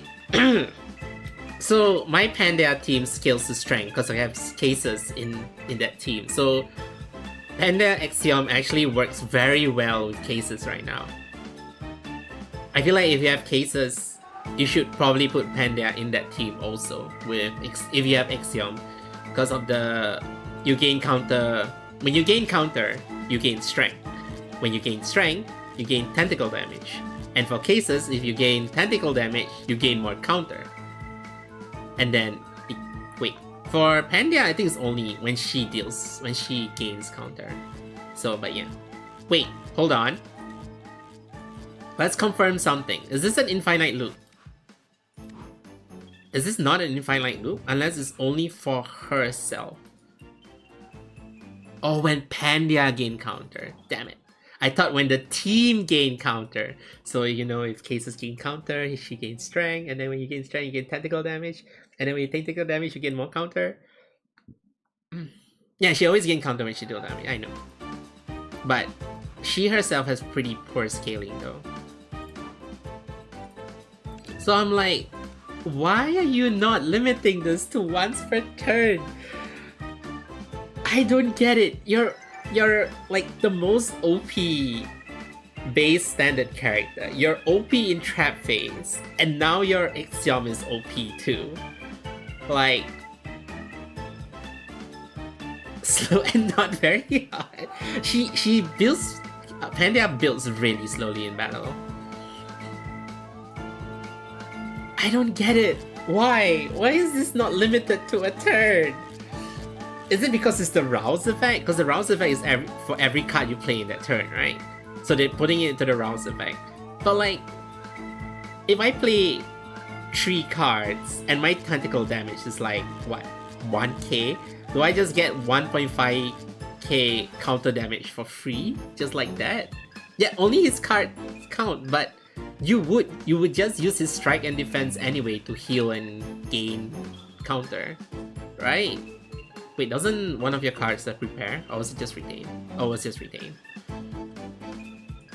Yeah. It's crazy. I don't get it. I don't get it. It's so... At this point, I would put like the thing where you generate extra strike or defense at this point. I don't know. Why? You would also use this card anyway, because, you know... I don't get it. It's like cases like secretly their favorite character or something. I don't get it. Why? Also, I don't know why he scales to Sijo Yield, by the way. That's so weird. Like, why? Why are you so OP? I don't get it. I may make him 12. I have the resources to make him 12, but like, more in cases.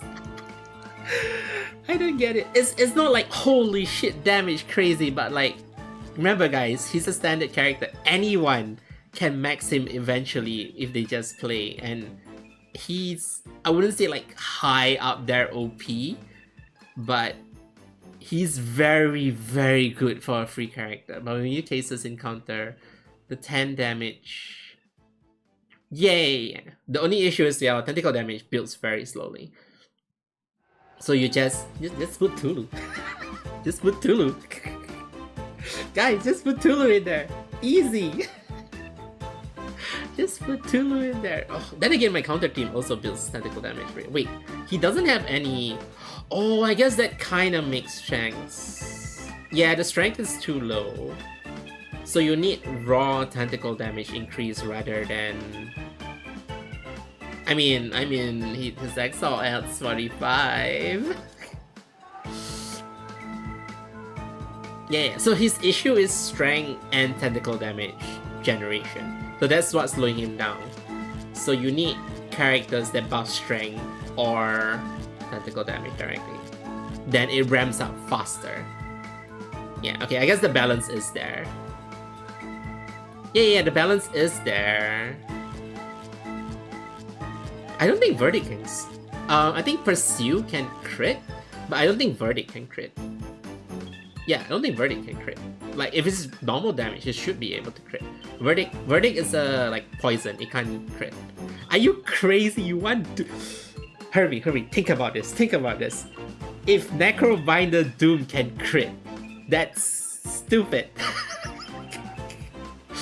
In STS terms, if Doom can crit, that is stupid. Imagine if your Doom crit and you apply twice the amount of Doom. I don't think Doom will be allowed.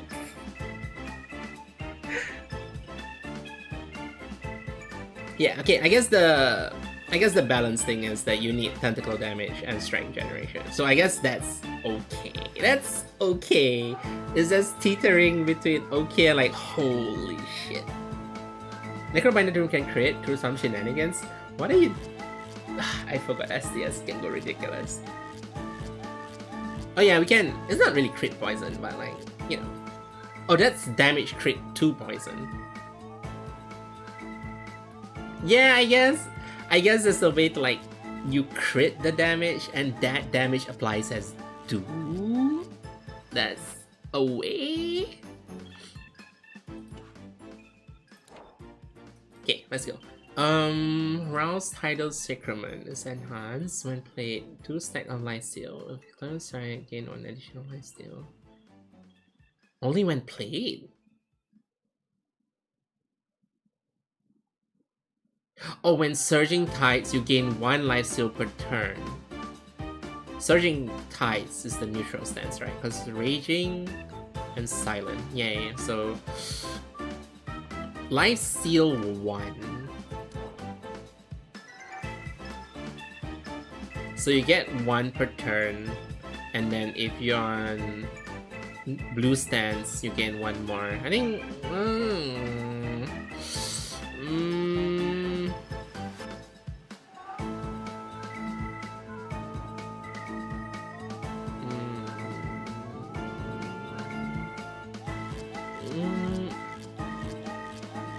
It's up to 5 stacks.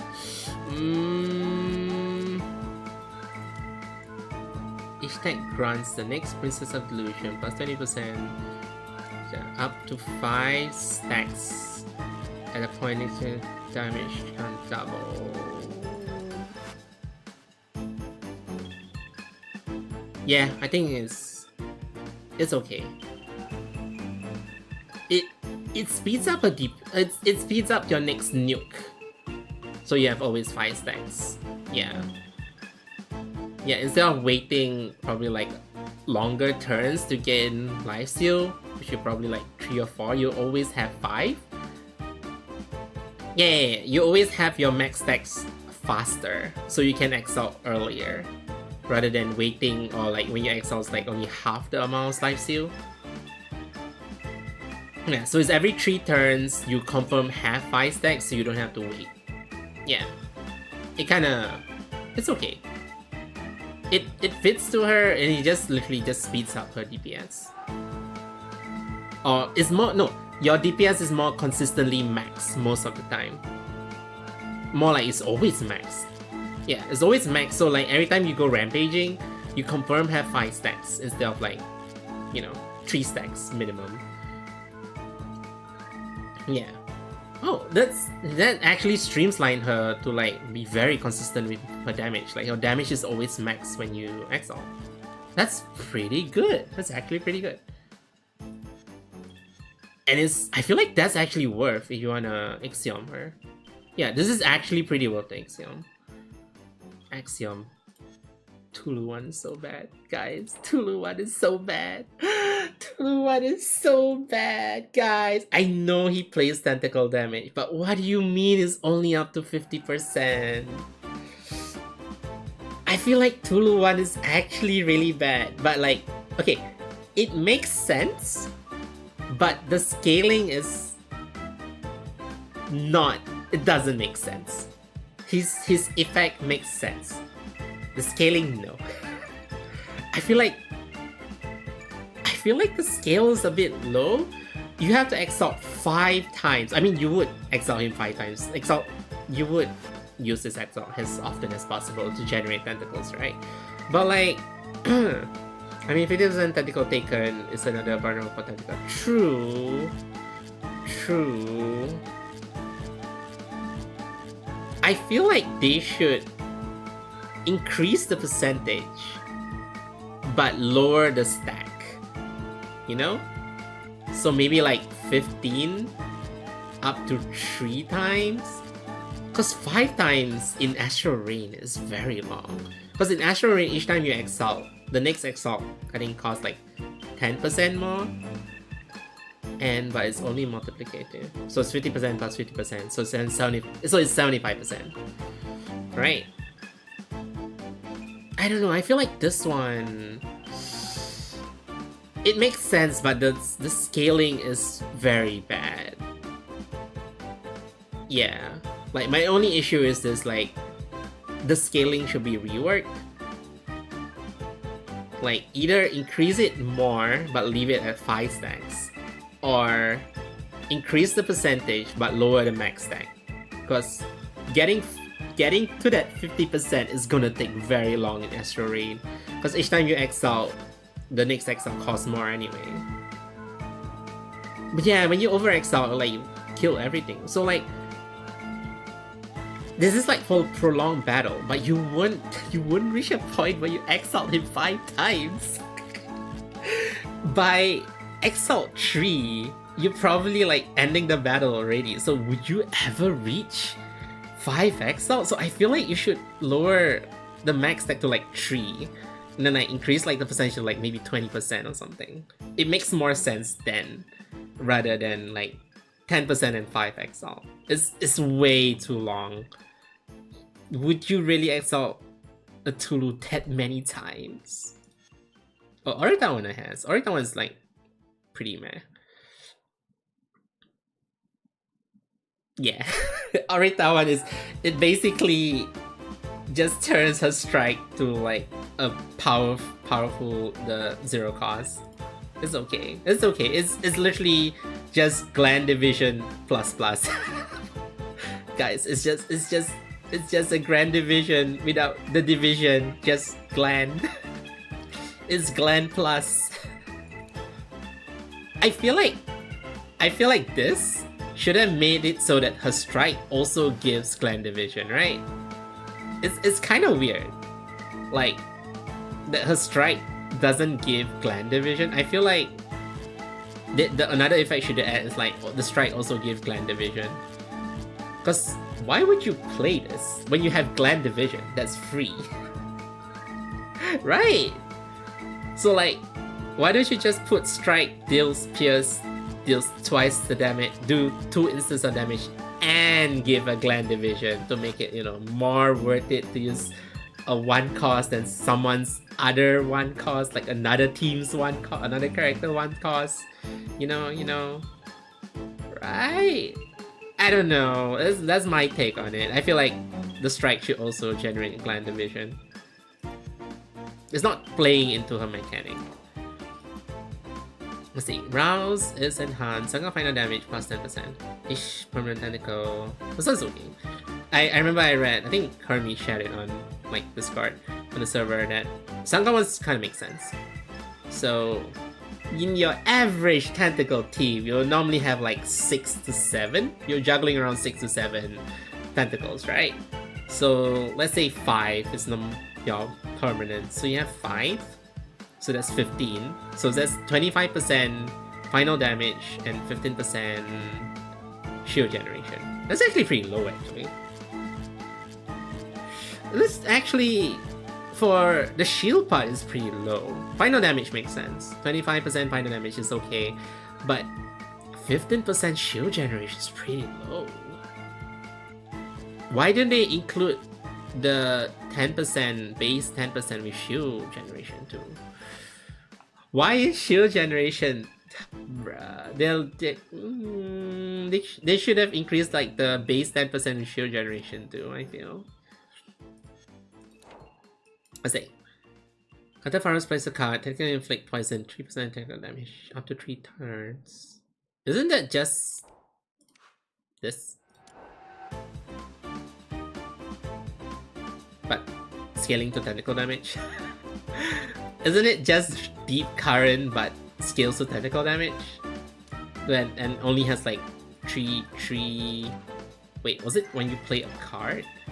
When Pharaohs plays a card, tentacle inflict poison 3% after each turn. That's okay. Because you would want to play deep current.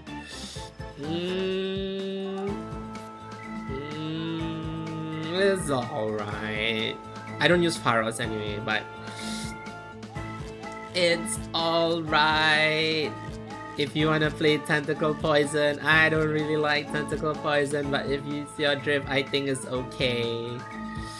Oh my god, it's the man. I like how the man has the most boring axiom ever. He just gains 300 bonus damage during raging stance. The 300 strength bonus. He's so boring. He just hits harder. I never thought I would use Pharaohs as the Uncle Lion in G Murphy team. Wait, is that G Murphy doing poison? Oh wait, no, I guess Pharaohs makes tentacle attack every few, like strike and defense. He's so boring. The basic man is even so. Oh right, she's also a Lemurian. Okay, that makes sense. Guys, just when I thought the most basic boring man couldn't get any more basic, his axiom is so basic.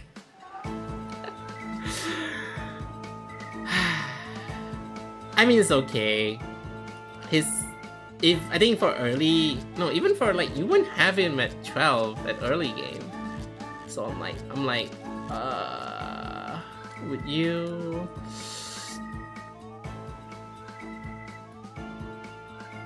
Still strength. I know, right? Like, I don't even use your strength. Maybe I'll use decapitation early game.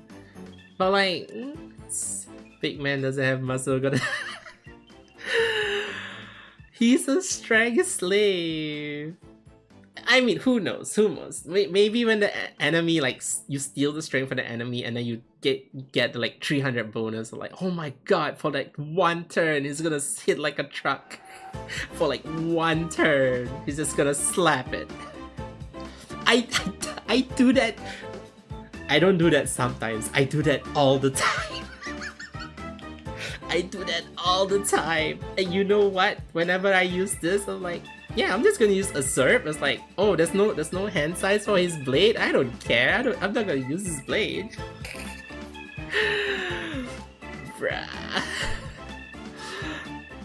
He's okay for like early game use because his like damage is really high early game. Okay, Corpuscle 1 is actually okay.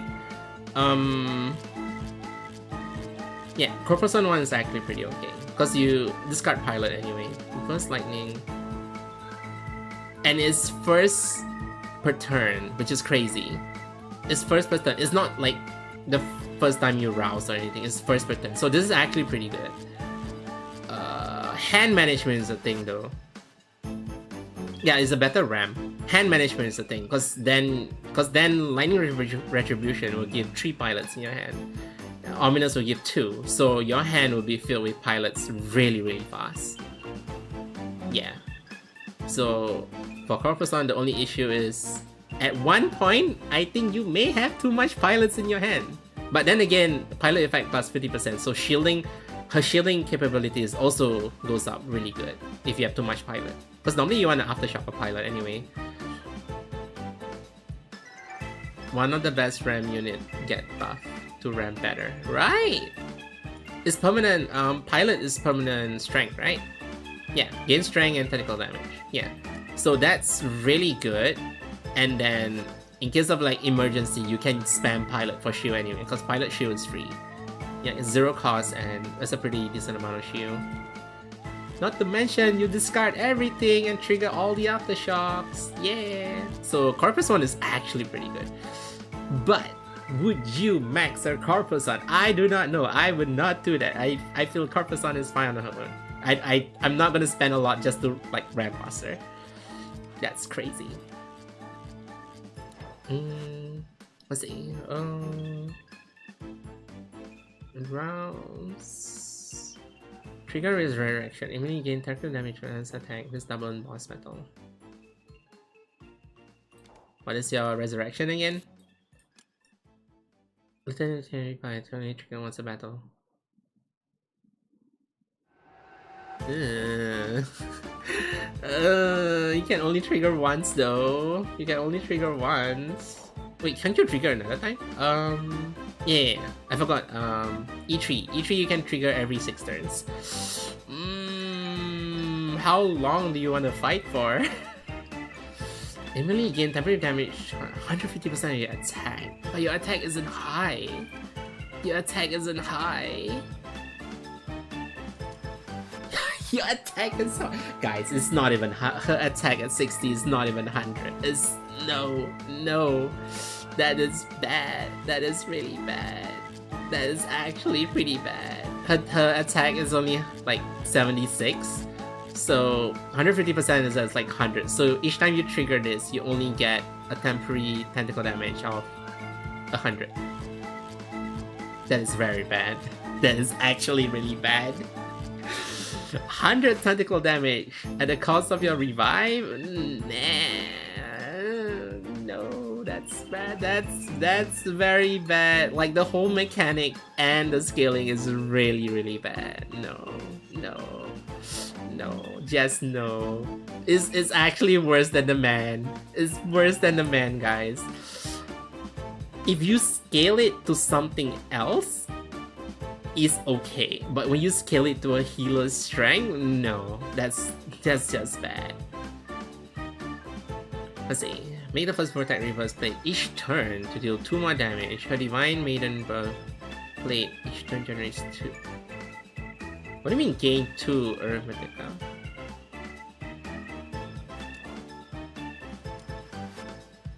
Oh, that's okay. That's pretty good. So Vortex Reverse placed deals damage on you. You would sometimes use it to get rid of you wanna get rid of your sacrifice. Gain 2 Arithmetica. Wait, that's OP as hell. So playing this gives 2 Arith.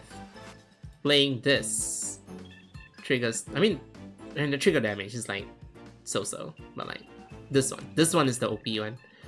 This is literally giving 2 Arithmetica. That's crazy.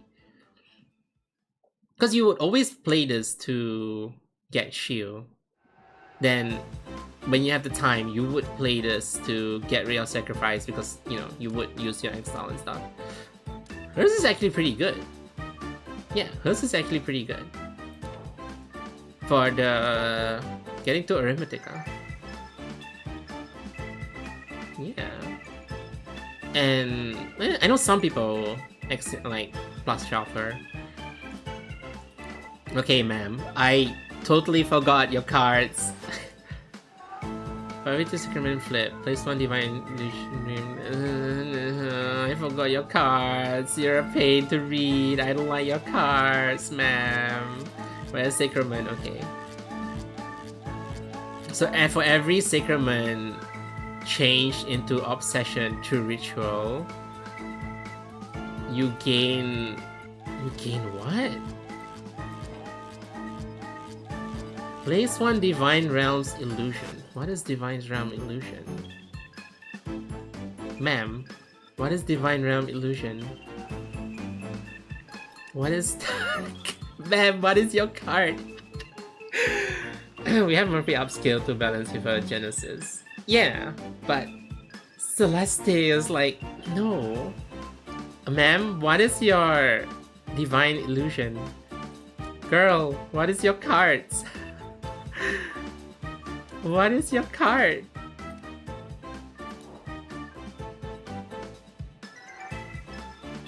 Place obsession into hand. What is obsession? What is obsession? Put one end of belief to your hand. Choose. Okay, I can't judge this because I remember Miriam has a lot of extra cards in her own mechanic, which is not shown her here. So I'm assuming this is like a new card too. Divine Realms Illusion. Obsesses 15 elements, -1 draw retain. Ah, okay. But what is Divine Realm Illusion? She adds a card for every sacrament you use for every 2 sacrament you use for ritual. Place one Divine Realms Illusion, which I have no idea what is it. We will never know because I will never use Miriam. Roll dice. Roll dice. Next exalt tentacle bonus damage 20%, and next exalt deals fixed damage to 1% of the highest enemy stacking up to 5 times. Exalt, right?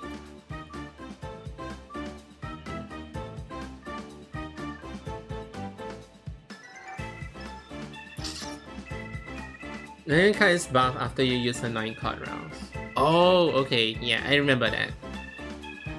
That's one of the reasons why I do Miriam. I don't like playing a long game. I think Voltai's one is okay. It plays to a mechanic, but I can't really judge. I think it's alright. It's not like wow, but it's not bad either because it just plays to her Exile build. Yeah. Okay, next. I need to move on. This is like almost chapter 30. Caro. Ma'am, will I regret not +12? Spellbound increased to 15%. I mean 15 stacks. First command card flick. Ma'am, control yourself. What do you mean your card takes 1 additional time per turn? The first card you play takes effect 1 additional turn. So you mean, are you saying at +12, you can trigger poison twice, just like that?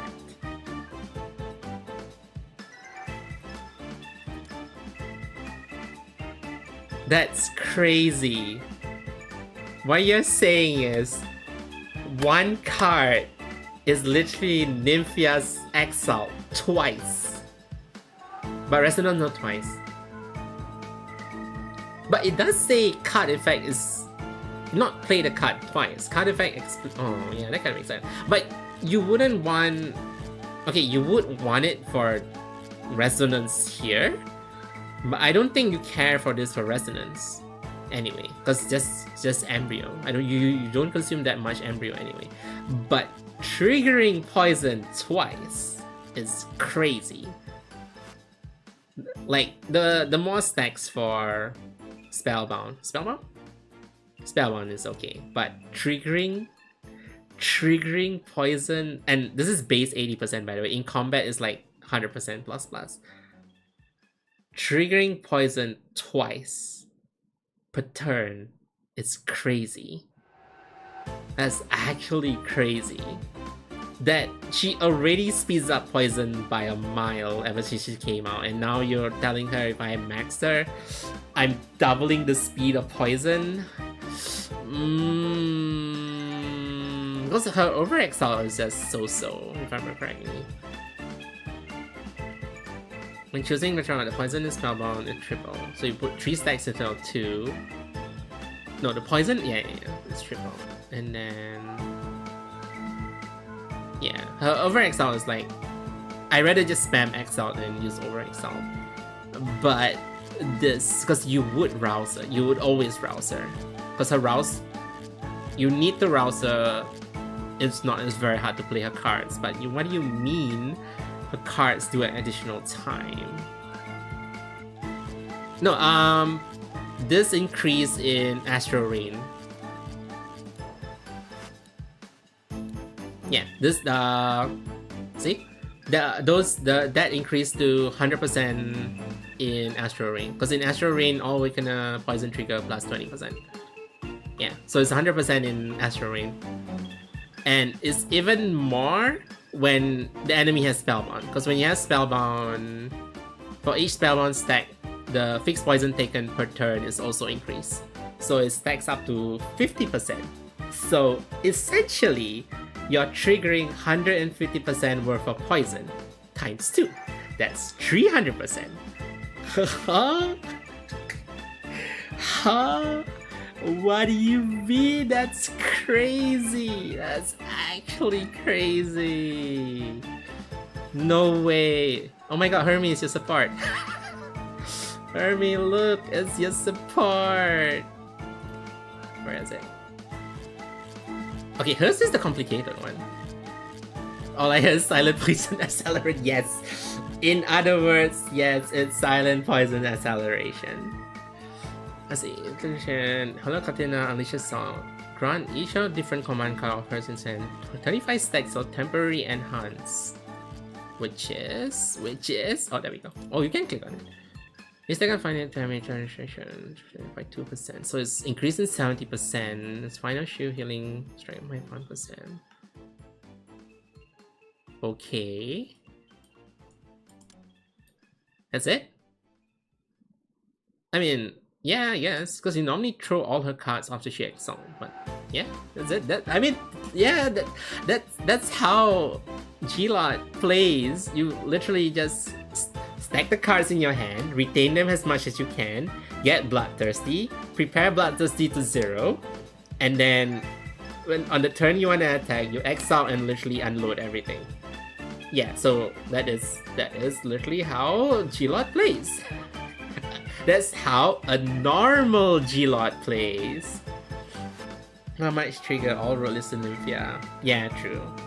Yeah, that's how I would repeat a normal G-Lot plays. You play all her Crimson card, make them to Bloodthirsty, make all the Bloodthirsty retain, prepare until 0, and then you exalt, and then you throw all the Bloodthirsty to heal up and do as much bleed damage.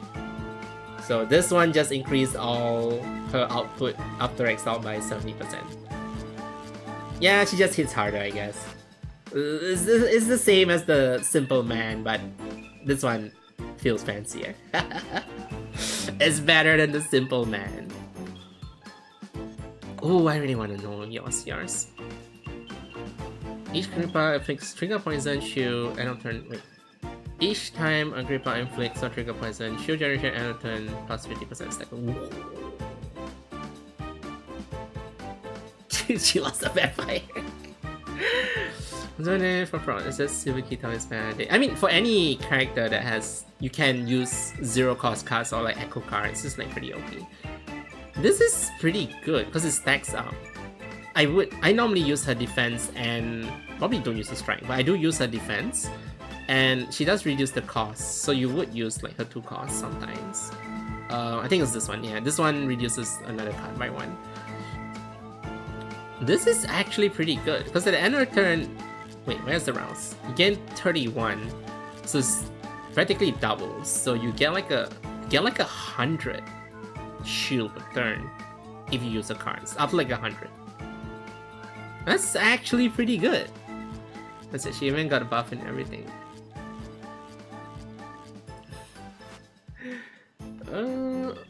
That's actually pretty good. I would actually max If this is the case, I would actually max Agrippa, because I do like using Agrippa anyway. Guys, my poison... I feel like investing everything to my poison team now. Alright, Sorrel, show me your power. I haven't used it for so long. Anytime Sorrel deals damage, temporary final damage plus 2%. Other awakens plus 1% up to 50. That's a cap! That's a cap! What do you mean that's a cap? Don't cap my Sorrel. I do like 50 hits per turn. Don't cap her like this. So it's up to... It's only up to 30%. Wait, that's not fair. That's actually... Wait. That's not fair because G-Lot gets up to 70% because one stack is 2%, right? And it's 35 stacks. And Sorrel only gets 30%? That's bias. That's unfair. That's unfair. I mean, okay. In total, she's 30% plus 15% times 3 because your other teammates get 15%. So in total it is 75%. But she only gets 30% and your other teammates get 15%. But that's biasness. It's okay, but normally when you put Sorrel, you don't really put other DPS inside. I mean, yeah, sure, your Tawil, I guess. Basically, she becomes like a sub DPS slash buffer slash team buffer instead of like a core DPS. But that's unfair. Yeah, or you can use Pigman or what's his name? I don't think you put Sorrel and Dorothy in the same team. That's kind of weird. You could put what's his name? What's the Bishop's name? What's that Bishop name that can also heal and do DPS and shield? You can put that guy in too, I guess. Yeah, she becomes slightly Dorothy. Dorothy. And whatever that Bishop name. Bishop. Oh my god, Mom, what's your exalt? Yes, 100%. Yes, guys, this is a must-have. 100%. Totally not biased. Totally not liking how she's apart. Yes, and this is, guys, 100% must plus 12. 100%. Yes, it's a very good. It's the best axiom ever in any character. This is better than Case's one. 100% support this. Take that sorry out. 100% guys, one extra copy of the card you clone. Very OP guys. Very OP. Would 100%, 150% recommend. You have 3 copies of strength. But if you really think about it, it's actually pretty OP though. Like cloning 2 cards is OP. Cloning a 3rd card minus 2 costs is actually pretty OP. Is it worth plus 12? Maybe not. But if you do reach there, it's really up there. Because cloning cards in this game is... No. Cloning cards and then minusing 2 costs is very stupidly OP. Because there are reasons why certain cards are 3 costs, but you can have 3 of it at 1 cost. Funny tactical machine gun and funny flash machine gun help us at the first spots. Yeah, precisely. So guys, I'm not biased. I'm totally not biased. This really is OP. Yeah, you know. Guys, I have enough materials to literally make anyone plus 12. I'm really tempted right now. Starting cards, I just after Unleash Exile. Her 3 next defense. Her defense next 3 times. Why would you use defense after you petrify? I mean, you only can petrify once per battle, but like... Just Jump focus in one day. I don't realize, isn't Tawil just better Wanda with strength now from one of the wing cards? She has strength, huh? I can't recall if she has a strength now. Wait, I just one is really weird. Gotta defend from the start. I mean, okay, you would defend after the petrify is over, right? I mean, okay, you can like don't defend on that turn because they say the next defense, not on that turn. Okay. I misread. It's defense, the next defense she plays. I guess it's okay. She is a free character, but like, I'm surprised it has nothing to do with vulnerability because her whole kit is vulnerability. So I'm like, why not make it that the next vulnerable application is you put 3 more stacks or something? I don't get it. Like, some of the axiom doesn't play into the character's kit. And Aegis is not a... Are you a warden? You're definitely not a warden. You're not even warden! You're a chorus! Then why? That makes no sense. Shouldn't you put it that your next vulnerability is like applied more? Or that the fact that, or maybe make that after you exile, the vulnerable status is not 50%, like maybe 75% or something. They're not playing into the character's team. Yeah, that's only like one of the reasons. The other reason is people are complaining like, why is this on plus 12 rather than the base kit? And they already explained it. This is bonus for people who spend for their characters. It makes the gameplay easier, but you still can clear without them. But people are just making noise for the sake of making noise. This is a gacha game. People will make noise regardless, which is why I feel like, guys, the people who make noise, I bet half of you don't even spend money on this game to support the dev, so shut up. Democracy of you. You really like faces, huh? We never noticed chorus and warden tech. I think it's a new thing. Previously it was attacker, defender, and something. And then recently, I think last year they changed it to... I forgot what's the attack one. Chorus is support, warden is defense. But, you know, that doesn't really matter when caster is a warden, but people play him as a DPS, so it doesn't really matter. Yeah, some of it is also high sleepy. I didn't notice here. High sleepy. Yeah, it's a free unit, they want to give good. But it's not whether it's good or bad. It just doesn't play to her team of like applying vulnerability. So I feel like even if you don't want to amp the vulnerability, at least like play into like maybe like her next vulnerability apply 2 stacks instead of 1. So I'm like, would you even use a defense card? Yeah, okay. You wouldn't even play a defense card because her defense doesn't affect. Even her strike has a play on vulnerability. Her defense card is literally just a defense card. Why would you play a defense card? Yeah, precisely. You wouldn't use a defense card because a defense card doesn't apply vulnerability. Literally, if you Control F find the word vulnerable is literally all her cards except her defense card. When I just place a card, apply 1 turn of vulnerable to all enemies.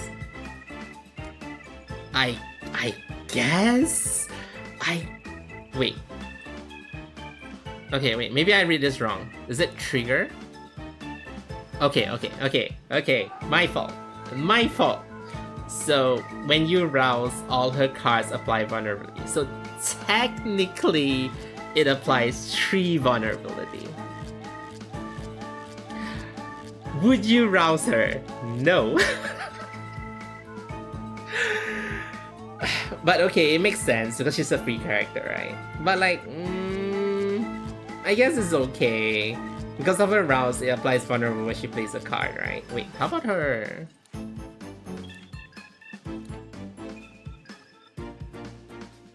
Okay, it makes sense. Okay, fair game, guys, fair game. It does apply vulnerability because when you rouse, any card she plays does gain vulnerability. So this is fair game. It's not bad now. I thought it was bad. No, now it's just okay. It's just okay, guys. It's just okay. Basically, her defense card turns into a +3 vulnerable stack. which is after she exiled, which is it's okay. It's okay. Her other cards are better. It just makes her defense on par with her other cards. But on the kind, yeah. So like, you wouldn't rouse her. You wouldn't rouse her unless you really love her and you wanna use her as, you know, a good support. I guess you would. You would. Yeah, you have other characters to apply. Okay, we need to speed through. I still have chaos. Think? Huh? Oh, when played. When played? I really hate rouse that only happens on play. Cause I feel like that's so limiting. Yeah, you only rouse her. I guess it makes sense for Astral Rain because for Astral Rain you can choose who to rouse per battle. For Fated Legacy, you can't really choose who to rouse because you pick the rouse card throughout the whole exploration. So this works more in favor of Astral Rain. So like earlier game you may want to rouse like your supports, and then for like the final battle you probably won't rouse them. Yeah, okay, I guess that's fair. That's fair. Why? Why is it? Okay, permanently steal strength from all enemies when you play. So it's not retroactive. So you would want to rouse her later? Harvey, why are you like this? I also don't know why they do my OE. Temporary reduce of strength. Oh, so basically when you over-exile Feign,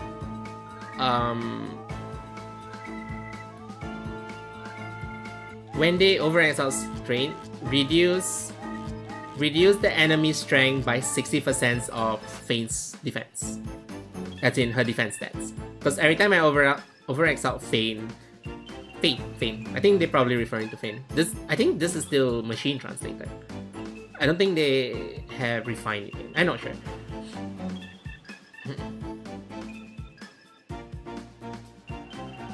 Wait, is they the enemy or Feign? Wait a minute. Do enemies have defense stat? I don't think the enemies has defense stats though. So it should be Feign. Enemies doesn't have stats. There's no defense stat in enemy. Wait a minute. I'm pretty sure it's Feign. I'm pretty sure they're referring to Feign. This is probably the wording is weird due to translation. I don't know. Feign one is, I'm half about it because it is pretty OP because you steal 20% of their max. You steal 20% of their strength permanently, but it's not retroactive. So you have to use it like later. You can't use it early. But normally you would want to rouse early. And it's only when you rouse? I guess it's the situation where you rouse everyone else first. In Astral Rain, you gain Key Flare to rouse everyone first. And then if you have spare Key Flare, you rouse her last? In that kind of situation? But like...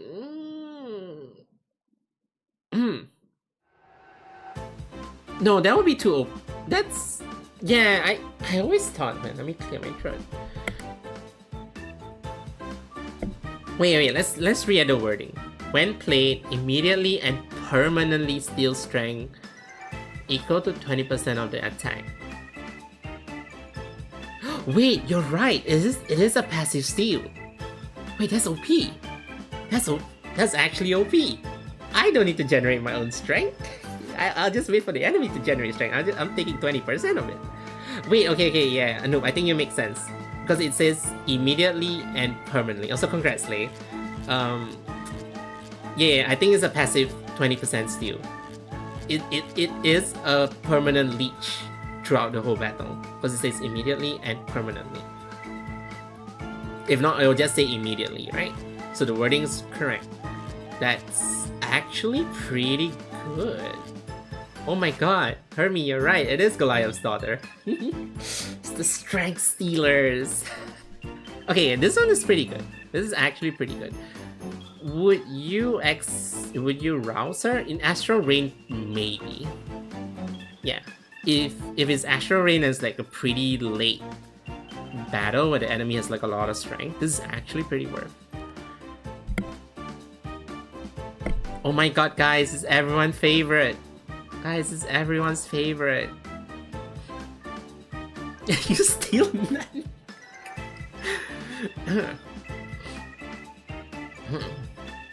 After you play a card, her next exile is enhanced. Gain temporary strength, equal to 10% of permanent strength. So up to 50%. Up to 50% of your... Huh? When you gain a temporary strength equal to 50%, the next exile.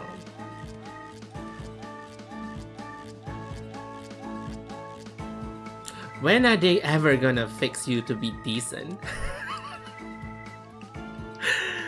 Like, when are you ever gonna be decent? Girl. I mean, it's hi Venti. It's alright.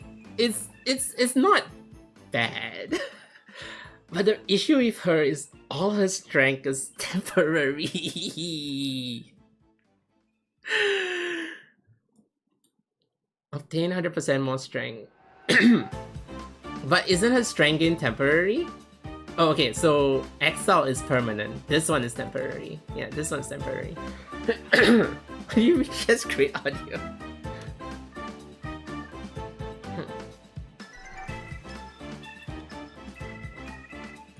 So much. After playing command card, gain strength to 1% of your attack. Okay, I know. Yes, gain strength to 1% of her attack. That's good, right? Have you seen her stats? Have you seen her freaking... Here, I'm blocking a bit. Hold on. Let me grab my window. Have you seen her stats?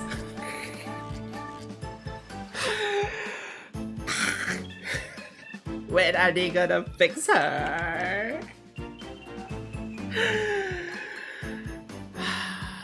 Yes, she's supposed to be a strength gain character, but her stats are so bad. Yes, she actually has the worst stats in the game. If you go to her and if you click her level 60 preview, her stats are really, really bad.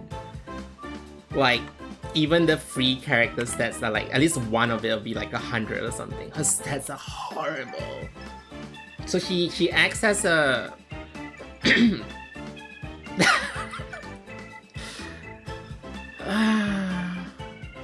I built her before. I used her before. She is a decent strength gain thing. I feel like one way to fix her is just make this card like permanent strength instead of temporary strength. Oh, they added a level preview new, I think. I don't know. Also, this is a very bad card, but this is a very bad enlightenment, by the way. I don't know why they put retain on this. This is horrible. I don't want to retain this card. This card is a horrible card. I would never play this. But they added retain to it. I'm like, why? Why do you add retain to that? Please. I would never use that card. She's okay. This one is... It is playing into her, but like, would I use her? No. Yeah, retain and no prepare. Hello, sir. I don't like you. I'm just gonna read and bye-bye. To be fair, I don't even know his cards. I really don't like this man. Final damage plus 25. Effect double. Okay, bye-bye. That's it? Really? That's it? I know you use health to do damage. Sure. Okay. Mr. Vampire Man. Oh my god, it's the other support. Upon playing, strike bonus shutting game plus 50%. That's very simple. Okay, you do her justice. For who? For Leg or Helot? Helot's pretty normal. It's just her strike damage. Her strikes gets 50% more damage. Leg. Oh right, because Leg is supposed to play with low health, right? What is your name again? Salvador. Yes.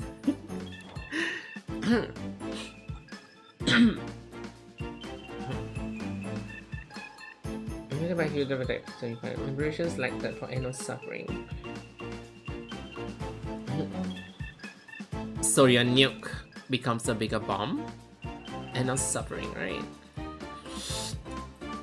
Liberation consume all health and then deal damage, right? Yeah. So your cauldron slam, cauldron nuke becomes more pain. Accumulated by heal protects and bless our bones. He protects.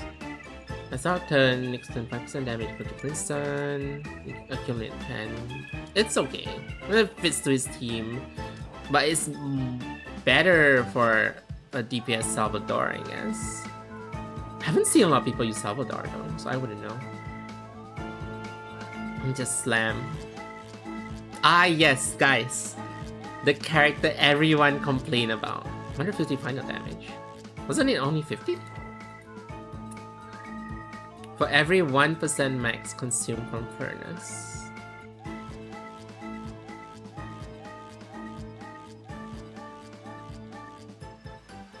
Is up furnace is up to 30% of max health, right? Or is it 50%? I can't remember Cauldron. Cauldron is up to 30% of your health, right? Max health. Yeah, okay. So it's 100. Yeah. But would you build? I guess you can build him as a nuker. Yes, guys, this is the big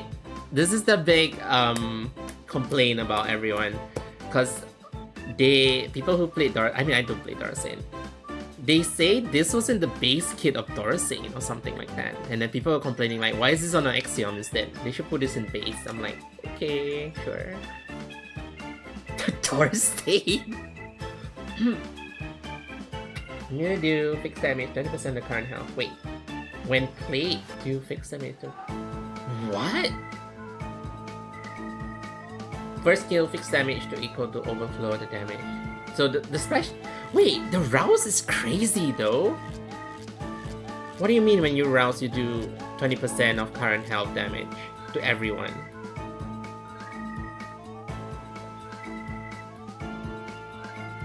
I mean that's pretty OP for a boss fight though. Because you can't block fixed damage. That's pretty OP to be honest.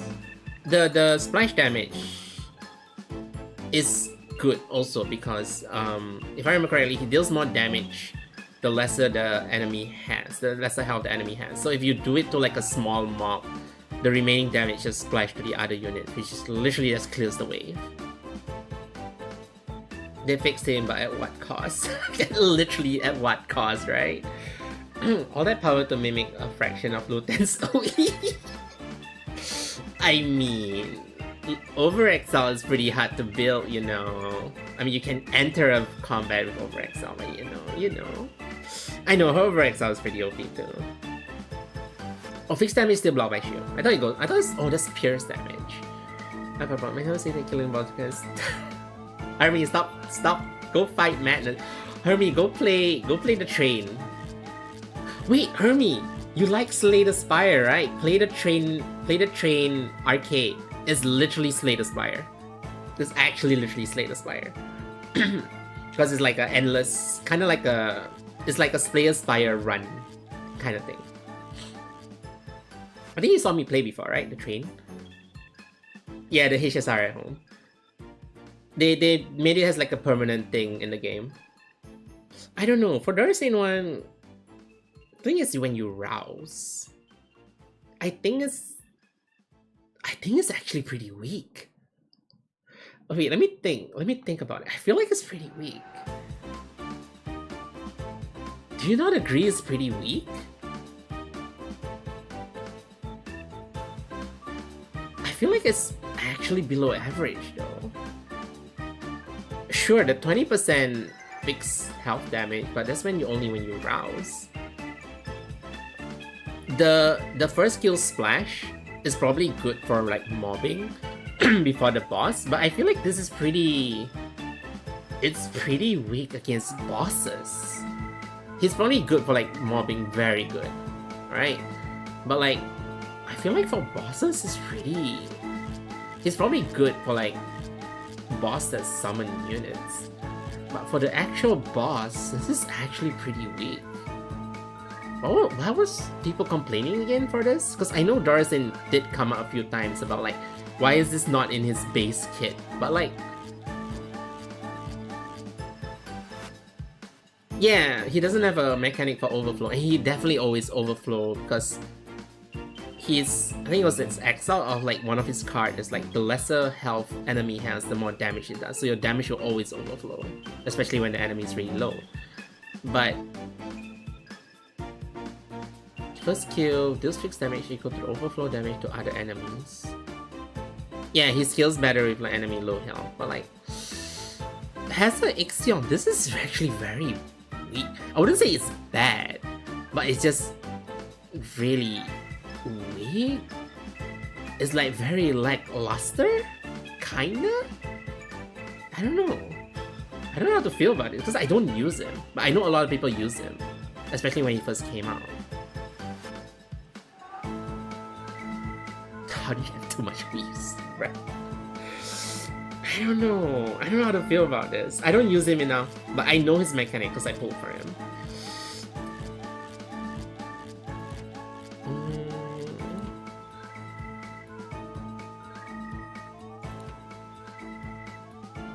I know they reworked him when it first came out because I remember correctly, like some of his enlightenment kit went to his card directly.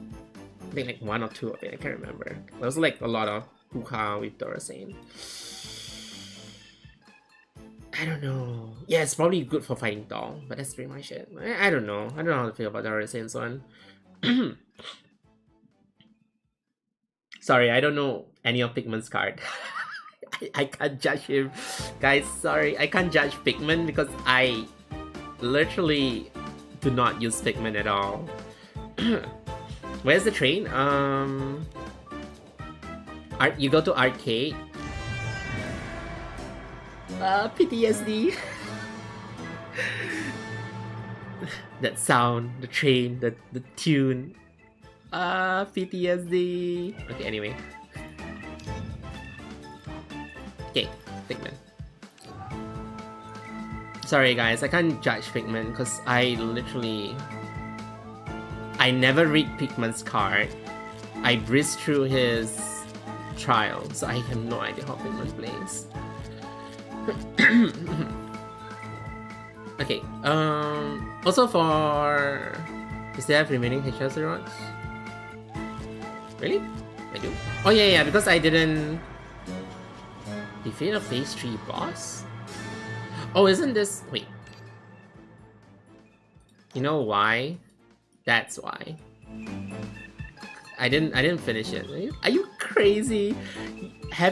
Do you have Pillow? Do you have any idea how much I grind for this event? I was about to cry, okay? It's so long. I was playing every day. I was like, I give up. It's so long. I play like twice a day and okay, to be fair, like the first few runs, like I couldn't even clear hard until like I need to borrow someone. So I borrow like a very high level Mochete, and then Mochete breezed through hard. And then Madness is like, I'm not mad, you're mad. Why is that 0? Oh, I don't... No. No, that's crazy, that's so expensive. Just like... Okay, let's do Ultra and then I'll probably end stream. Levi Caresse? Thank you for the raid. Welcome, raiders. I don't think my mods are around. Hold on. My mods are probably busy or asleep. Levi Morimens streamer, gotta follow. Hold on, guys. Morimens streamer, gotta follow. Go follow them, guys. Morimens streamer, rare kind. Seriously. Oh my god, guys, follow them. Morimens streamer, 100% need to follow. There is a high lacking of Morimens streamer. Hi Levy, how's your stream? Were you also enjoying the new patch? I realized my AC was like blowing to the mic for like the past 2 hours, 3 hours actually. Was there a rank up voluntary crafting something's rate to fellow marine streamer? I mean like, hi Sil. I knew you were looking somewhere. Yeah, I stream Morimens every Monday. I try to make it a thing because like there's a lack of like Morimens streamers, so I stream Morimens every Monday. Every Morimens Monday. Hold on, let me clear my throat. Sylph is always lurking. I know Sylph is always lurking. Yeah, I was also rolling for Arachne, and I think for the like past 2 hours we're slowly going through every character's like the new axiom to rate whether it's like good, bad, horrible. It's like what is this doing in the game, kinda. And we're almost done. We're like going through Ultra right now because some characters were like, this shouldn't exist, and then some of the characters like, yeah, that's bad. That's so bad. Mr. Basic Man got even more basic. Like Goliath. Goliath is so basic, man. If you're asking my question about Pigman, check his 2 costs and E2. But I don't like Pigman. I feel like because of Pigman, like I don't like his voice. Let's see. 2 costs. Yeah, I remember the issue with Pigman is you cannot check these stuff in. You have to like play it to like see all the stats, which is why I feel like they should do what Caesar and do, where you can see what they add into the game in the character slot itself. Because I'm more of a variety show. Morimens always present. The video of me getting fully in trap phase. Do you play trap phase regularly though? Because I don't play it regularly unless like there's an event for it. Okay. And Celeste, one of the good design. Right! Why is so... I don't know why they scale it to Celeste attack. Like, why? Scale it to a health or something. Or scale it to like something different. Let's see. When enhance... When played, enemy generate 1 temporary card. Wait. When played. Wait, when rouse is... When dimension house is enhanced.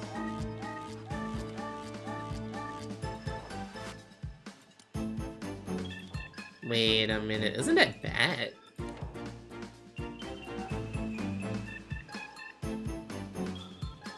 That's bad. Wait, this is really bad. Only for emotes, I mean this event though, I pull out that.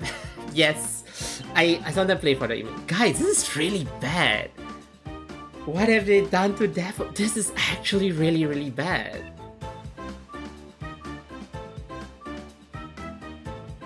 When played, so whenever you're roused, you just generate 1 Skull Reaver and put it to Ultra Space. That's it. That's it. Nothing else. When you use that card, that's it. What? I feel like... I don't know, you should... Huh? That's really bad. Like, sure, you get 1 0 cost Skull Reaver. That's it. Huh? This is... No, I feel like this is worse than Celeste. Because Celeste, you can keep doing it. Because the revive has a cooldown of 6 turns, right? This is... You don't even have a cooldown. It's just rouse and like, here's a free card. That's it. That's so bad. Oh my god. That's so not worth it. Wait, maybe... Overx out does something. No. That actually is so bad. I think this is... You still a Skull Reaper.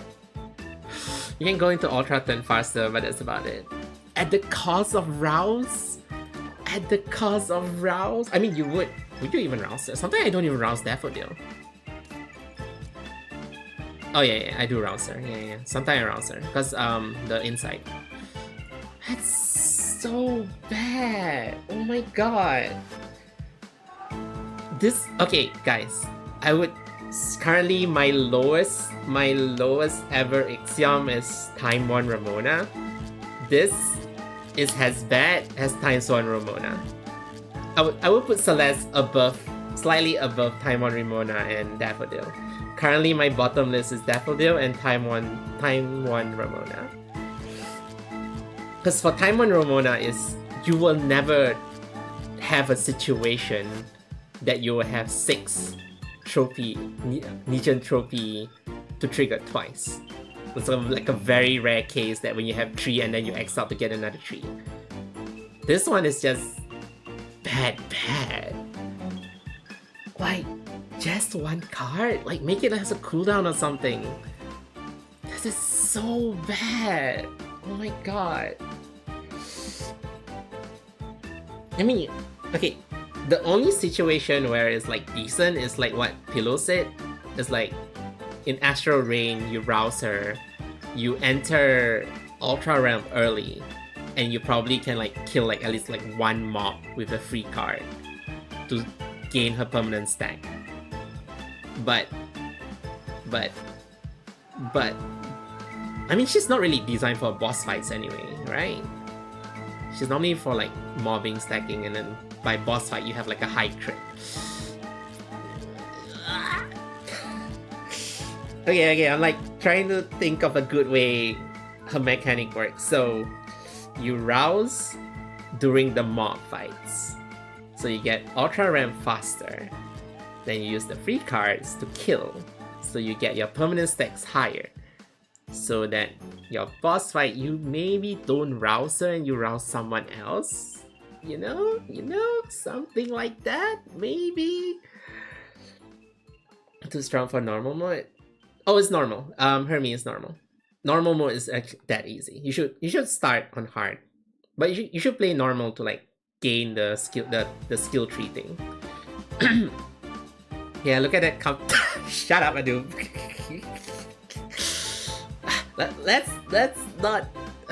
Fine, that kind of makes sense. Plus chop is not worth it. Plus chop is not worth it. Plus chop is not worth it. What is your stat? I think it was crit, right? I mean, the stats though. The stats. Oh, it's not that high. Never mind.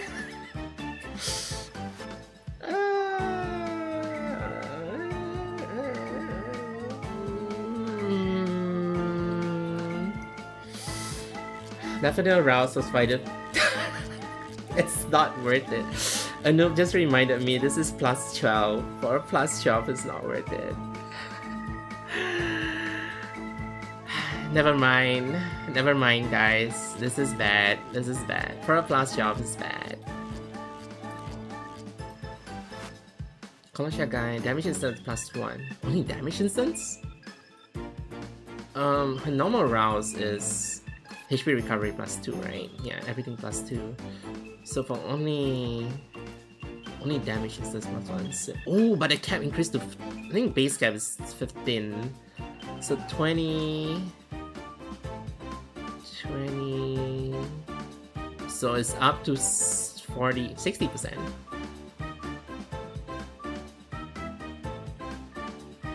So it's up to... Wait, no. 3 times 60%. Oh, 60% is pretty good. Top 10 lives. Wait, hold on. That's pretty good though. That's actually because damage taken. It's not Team M, so it's the final damage plus 60% because it's damage taken from the enemy. I mean, it's just a Clementine thing. It's not like a unique thing. It's just Clementine being more Clementine. It's alright.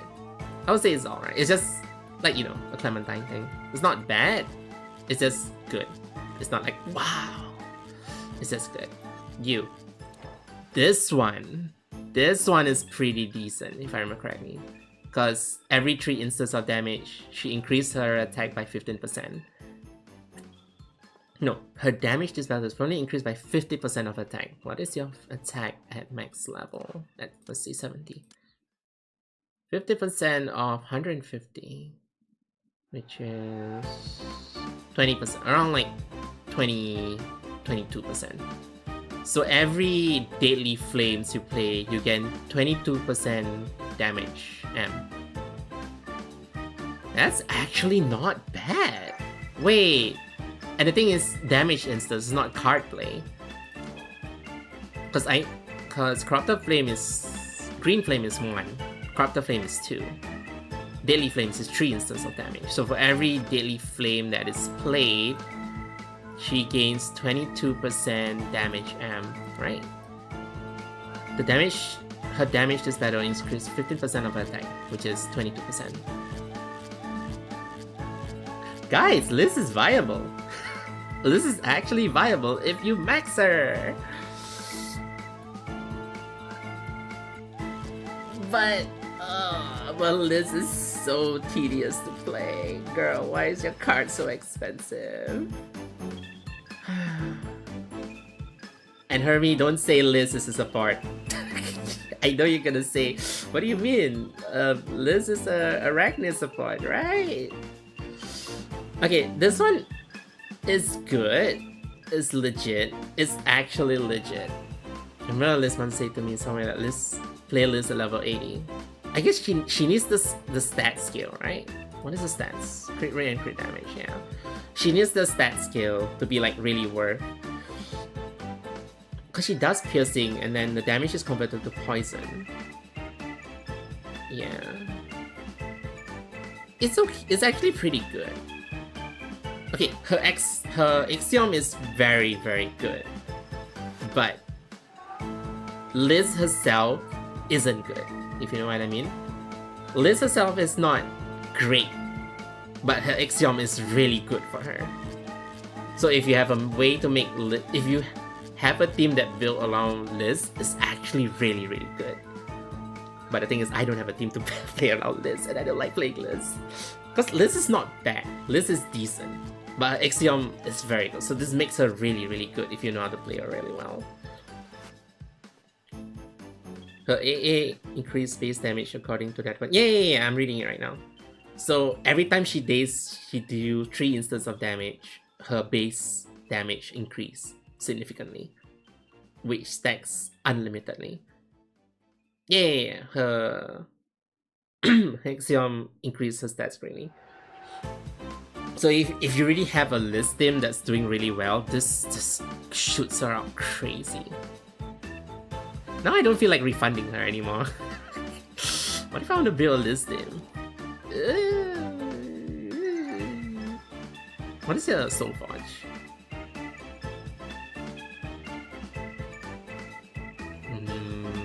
Her Soul Forge is also pretty good. Alright, Think, what do you do? Why? Why? I know you play strike cards, but why? I guess it's fine. This is actually I would say a very Think Axiom. Very, very Think Axiom. It's okay. Cause she gives a strike random effect, right?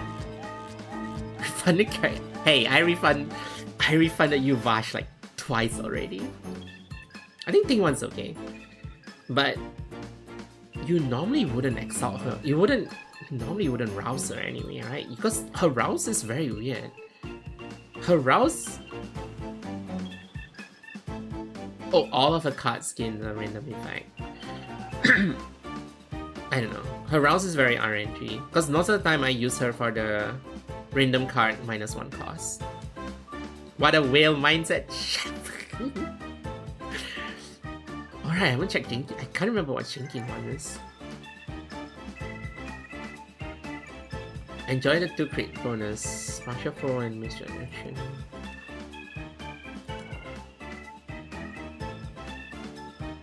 You mean she gets what? You mean she gets a what? She gets extra 70%? Oh my god, V. Ivy, have you finished my house, Miss Interior Designer, who should be asleep right now? Must remember after each duel, plus jump, 2 shiny shield per character. Oh yeah, that's true. Oh, that is true. Okay, good night, V. Sleep well, sweet dream. I hope you dream of your dream house in Minecraft. I think my mods are like asleep from me yapping. They tend to fall asleep. My regulars tend to fall asleep the more I yap. And I've been yapping for the past 3 hours. Go follow Vegetable, guys. She does Minecraft. Good night, sleep well, sweet dreams. Bush Cafe, thank you for the followers, but welcome. Okay, back to me yapping about stuff. Jenkins? I think for Jenkins. Wait, hold on. Every time you deal damage in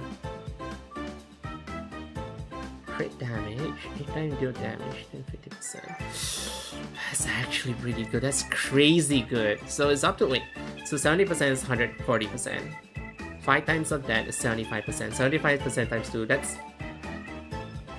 That's 300% base crit damage.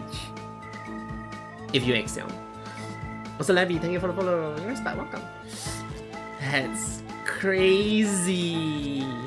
Yeah, I read. Her axiom is those 2 crit is double. So I was calculating. So this is 140. This is 15 times 5 times 2, so it's 150. So that's 290 crit damage without any equipment. That's crazy. Holy shit. And you know what's the funny thing? I'm planning to build a Jenkins team with Arachne. But seeing how Hermes breaking the game with Arachne, maybe I'll use Jenkins after all. I'll use like some support like G-Lot and stuff, huh, Hermes? Swordfish is so much in here. I already maxed it, so what's in the cards? I just see Swordfish. Plus 10 will not add to harmony. Then 6 damage over attack. It's okay. It's a basic stat thing. So her base crit is 290. That's... Oh my god, guys. We're bringing back Jenkins. I'm gonna bring back Jenkins. Cassia. Let's see. When other critical plays trying opening act trigger generating opening act.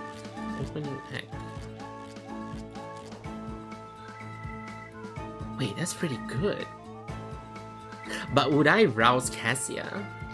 It's good, yes. Because Cassia herself, you don't really use her cards. Her cards are very situational. Because you don't use the strike, you don't use the defense, you just use telekinesis and poof, which is cheap, and you gain temporary strength for it, which just makes sense.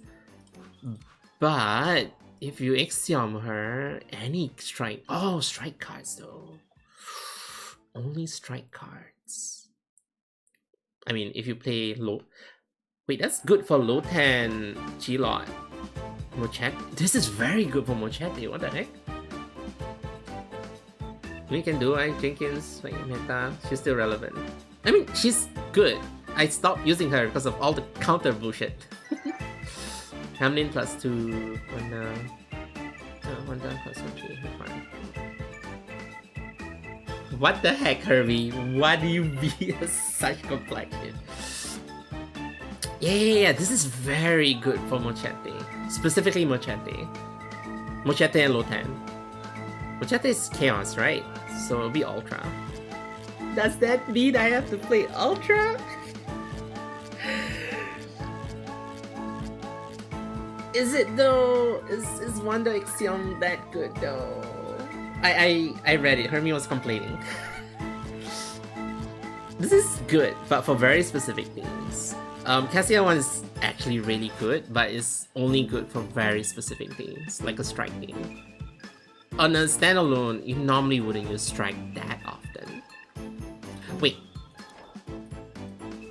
place a strike across the... Yeah, okay, yeah. So you can use cards that's treated as strikes. Trigger annihilation will turn to leap. Whenever Hola consumes more than 3 stacks of metaphor, current emotion like temporary. Oh, temporary. This is a little underwhelming. Yes, it lets you set up easier, but that's it. Means you can specifically choose when you wanna trigger Horla's sleep. Yes, but that has an axiom is pretty lackluster. I guess the extra effect is there, but it's only temporary. But I would say it's just decent at best. Cause sometimes you wanna trigger someone else's leap, but then you wanna change her verse, right? So you just annihilation and then play the card.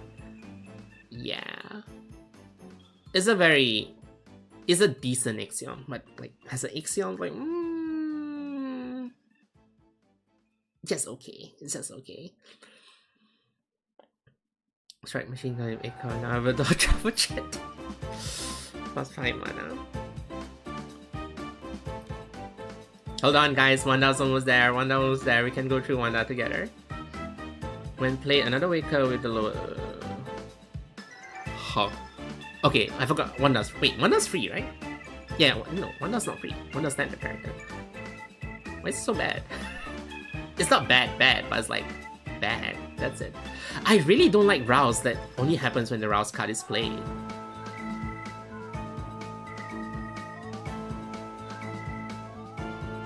It's okay. No, I think it's below average. It's not bad. It's just like below average. It's good for like Astro stages, not for boss probably. What does your Rouse do anyway? Oh. Below average is bad? Fine, below average is bad. Fine, it's bad.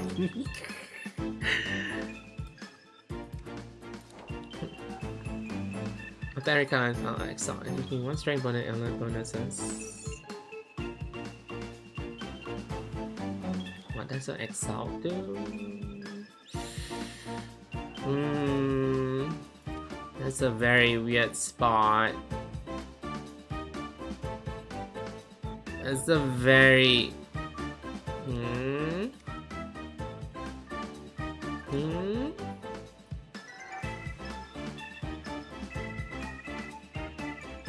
Oh, okay. When you apply a shield, and when you apply a shield, get alert. When you do damage, you gain strength. So basically, her Exalt also gets that effect. That's it. That's it. It's how you would say, because Erica's free, right? It's a very free axiom-ish axiom. If you get what I mean.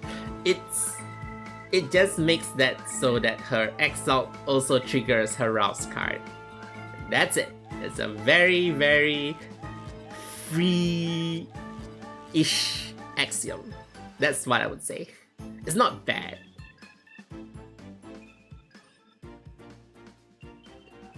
Because consider that her X cards probably make her even more confusion. When anybody consumes even, deal 6 damage, otherwise 3 shield. So if the Arif that is consumed is even, so like 2, 3, 2, 4, 6, you do damage instead. So if it's odd, like 1, 3, 5, it'll generate a shield instead. Yeah.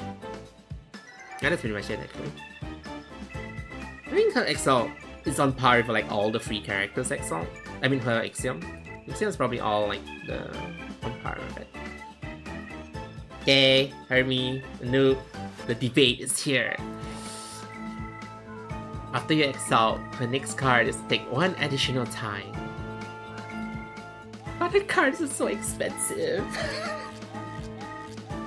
So you only get unaffected string or alert. Yeah, you can't have both. Because when you deal damage, you gain strength. When you gain shield, you gain alert. So it's like, yeah, it's a bit finicky.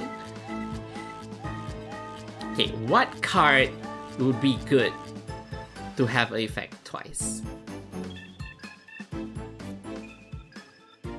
Temporary reduced strength. This is one that be used to strength leap. Wait, if your card is triggered twice, is leap triggered twice? No, right? Leap is only, yeah, X cost takes all.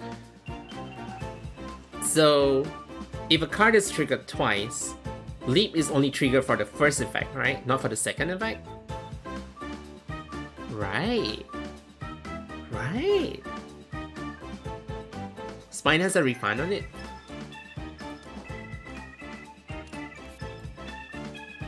Count as 5 damage. Spend 5 dream lines. Suspend refund the elemental cards and do damage 2 more times. Isn't the problem with Wanda? Isn't the issue with Wanda is that Dream Lure is really hard to get. Leap is triggered twice when I used it in Hamlin back in the day. Oh, okay. So that's all, but it's during Exile though. It's during Exile.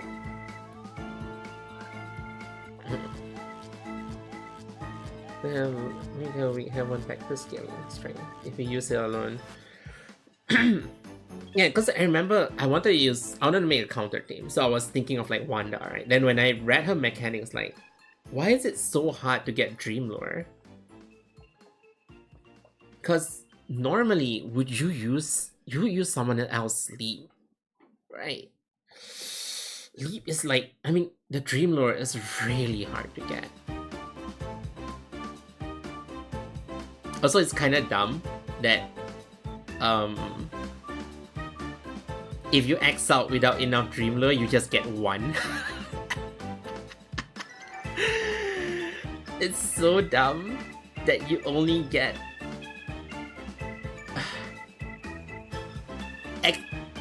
I'm more shocked that Exalt gives 1. Why does Exalt only give 1? That's so bad. Like, you should make Exalt gain at least more than 1. I would say 3. I don't know. 1 Exalt. But 10 Exalt is pretty good. Wait, she has a 10 Exalt cost? Oh, this one. When you attack, it causes enemy to enter murmur. Oh yeah, the one that forces enemy to double the amount of attack. So like, her build up is very slow. So I'm assuming that the Exile is meant to make her build up faster because you double the card usage. Hopefully, I would say it's below average. It's actually just really bad. It's actually really bad. I feel like this should have been something to do with Dream Lure directly. I feel like the Axiom should have done something directly to Dream Lure. Really, to fix her kit, I feel like it really should go into Dream Lure. I mean, I guess in a way this is, but then you have to trigger leap, right? I guess this makes more sense if you have enough Dream Lure, your card, you know, do twice. Okay, I can see where they're going with this. Yeah, I can see where they're going with this. Where, if you don't have enough Dream Lure, you play leap. You get the double the amount of Dream Lure. If you have enough Dream Lure, you do the effects twice. Yeah, okay, so this gains 2 stacks of Dream Lure. Okay, yeah, I can see where they're going with this. In a way, yes, I think it does play into her kit. What's the over Exalt?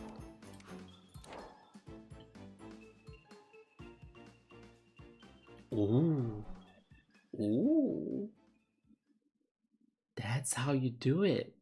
You get enough Dream Lure, you over Exalt to trigger all the effect without triggering Dream Lure, and then because of your Exalt, your big cards can play big.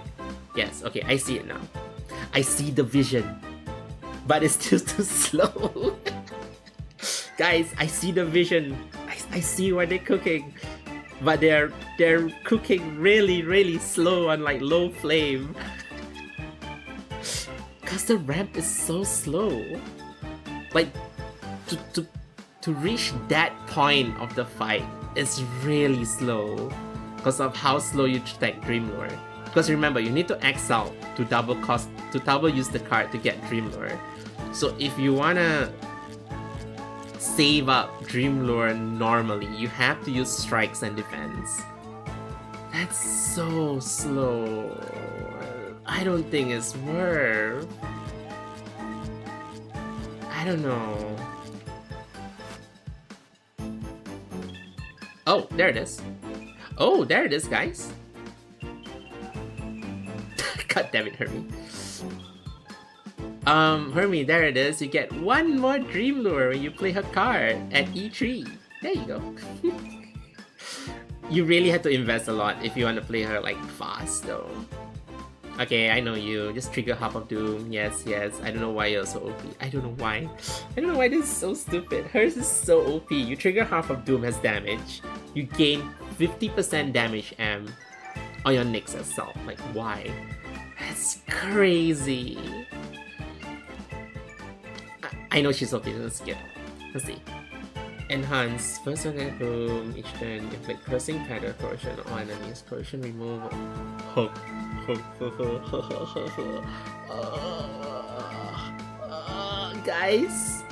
Guys, remember corrosion is you remove the damage taken and you take that damage as you remove the damage taken, take that number times 3 and then apply that as damage, right?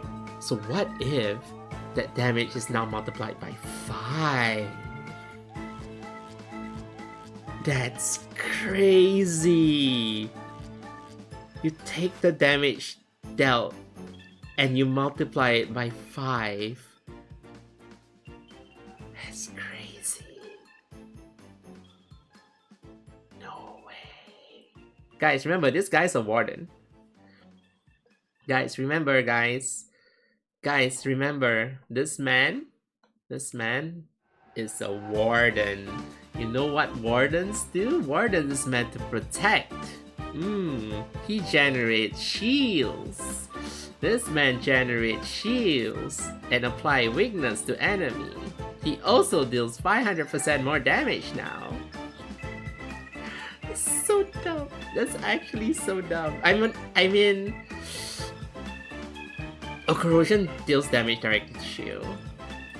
Wait. Where do I see corrosion? Wait, does it not show corrosion? Oh, you have to exile him anyway. They don't show corrosion here. I know corrosion is like you apply a stack, and then when people do damage on that stack, it removes the stack and deal the amount of stack removed times 300% has damage. That's all I remember about corrosion. So now it's 500%. Yep, this guy's definitely awarded. 100%. How about your bro? What does your bro do? Inflict 100% on second one is playing shuffle, bang, when it counts 0, and then you inflict more play this turn. Wait, when a Sacred Heart is played, shuffle back. Wait a cut. Shuffle back where? Your hand? I'm assuming your hand, because it doesn't make sense that you shuffle back to your draw and then for that turn only. So what you're saying is I get to play a free Sacred Heart that deal 100% more damage bleed to your draw, but doesn't... Oh wait, he has a card that makes him draw Sacred Heart, right? Yeah, this card. This card helps in... Or you can exile to get a Sacred Heart. No, you have to be that specific Sacred Heart, so I'm assuming it's Soul Searing. Yeah. So you have to play Sacred Heart, and then you play Soul Searing, and then you play another Sacred Heart. How much Sacred Heart costs? 1 cost.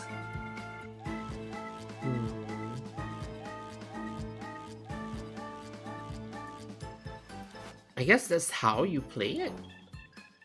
You can get another Sacred Heart though. Wait, the Sacred Heart is like exhaust? I don't think it's exhaust, right? Oh, he has exhaust. On third plate exhaust.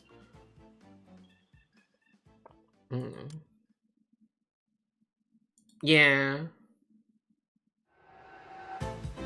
I guess it's... if you play a bleed, it's okay. Don't really take a long time.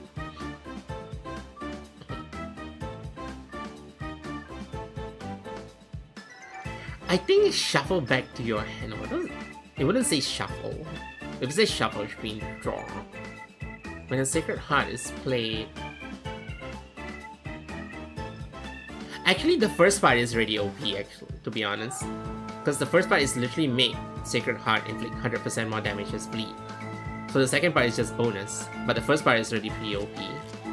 Right?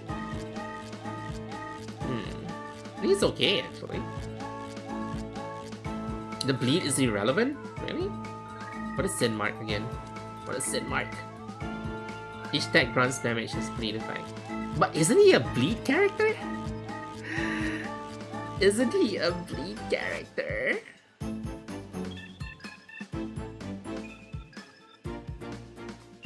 He is a bleed character, right? I remember playing him. He's supposed to be a bleed character. Is he not a bleed character? I'm confused. Will you play Sacred Card as his first card? Not really. Wait, he's in Ultra. He doesn't have lead. Wait, you're right. He's in Ultra, but he doesn't have lead. Keep forgetting like Ultra character, not all Ultra characters is lead. But you don't have to play. Wait. You don't have to play Sacred Heart as the first card.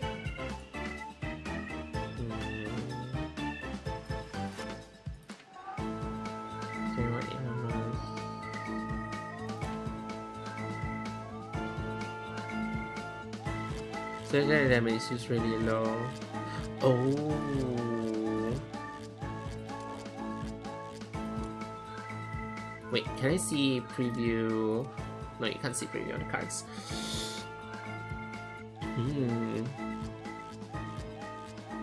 Was Pollux always this bad? I thought it was pretty decent. I know Caster was OP, but I thought Pollux was just decent. I didn't know when played. When played after this card phase, gains 3 mark for each card in hand. I guess that's why you need Sin Mark, but Sin Mark is also pretty low. Like 1% is really low. What if I lose all my life because I'm playing? That's your own fault. Wait, that's actually your own fault for like reducing max health. Yeah, Pollux damage is really low. I didn't know it was that bad. Because I mean, Trial's meant to make it look good. But in practical use, that's actually pretty bad. I mean, it plays into his card. So I feel like for Pollux one, its Axiom is actually pretty good. It's the same with Liz, where their Axiom is really, really good. But their base character isn't as good. So it's like, yeah. Is he not good? I'm confused. I don't use Pollux. Do I look like I have Pollux here? His A is bad, really? I feel like it's okay though. Wait, how do you use Pollux if you don't use Sacred Heart? His kit literally plays into Sacred Heart. What do you mean? It's not supposed to use Sacred Heart. Pollux needs to come in kind of take additional time.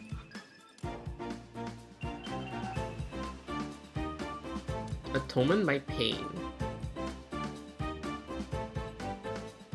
What is Atonement by Pain? Wait, what's Atonement by Pain? It doesn't say here.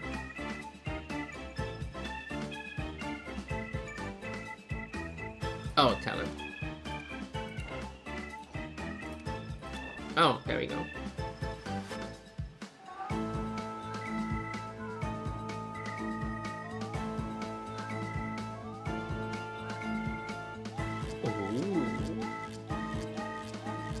The first command card deals 200% of his attack.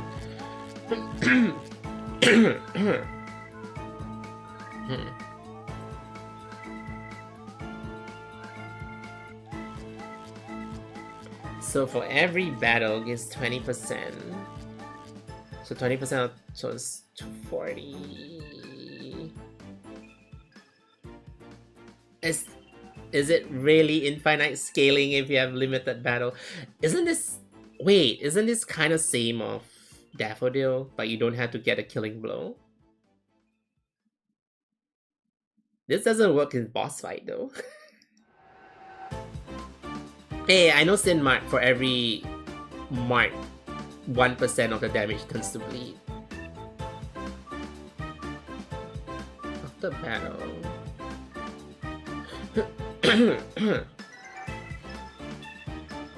Wait.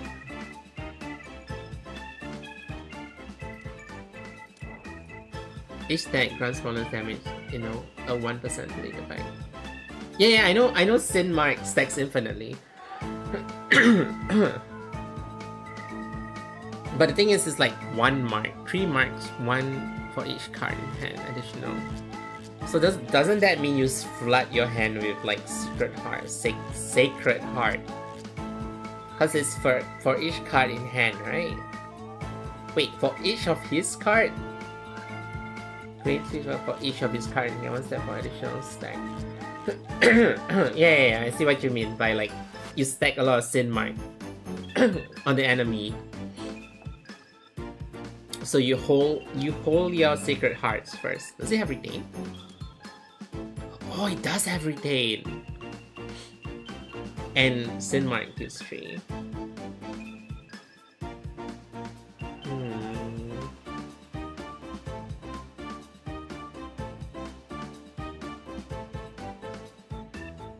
That's so slow though. Wait, so Sacred Heart has... After playing, shuffle this card at the top of your draw pile. Oh. So you need... Wait, hold on, let me clear my throat. Because doesn't caster Onyx Feather draw 1 card? Onyx Feather draws 1 card, right? Yeah, draw a card. Yeah, I remember he uses caster because you need caster to draw this card. Okay, now I remember. Now I remember why I didn't care for him. Because I didn't have caster. Because when I play, like, I remember you tie very closely to your bro. I remember now. And that's why I didn't care for you. Because I didn't pull for caster. I didn't like how caster play. And I was like, what do you do? Oh, you need to draw 1. Wait, caster draw 1. Okay, screw you then.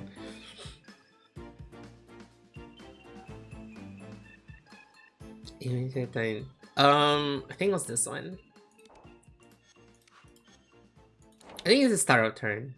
A start of battle. Not every turn. Yeah, it's a start of battle.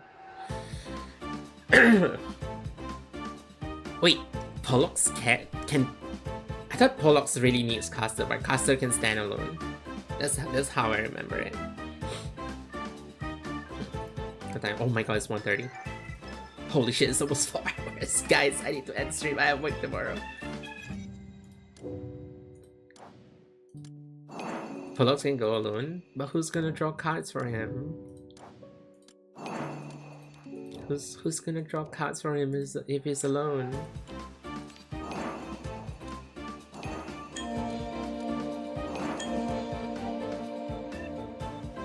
I guess I'll clear with clearing stamina.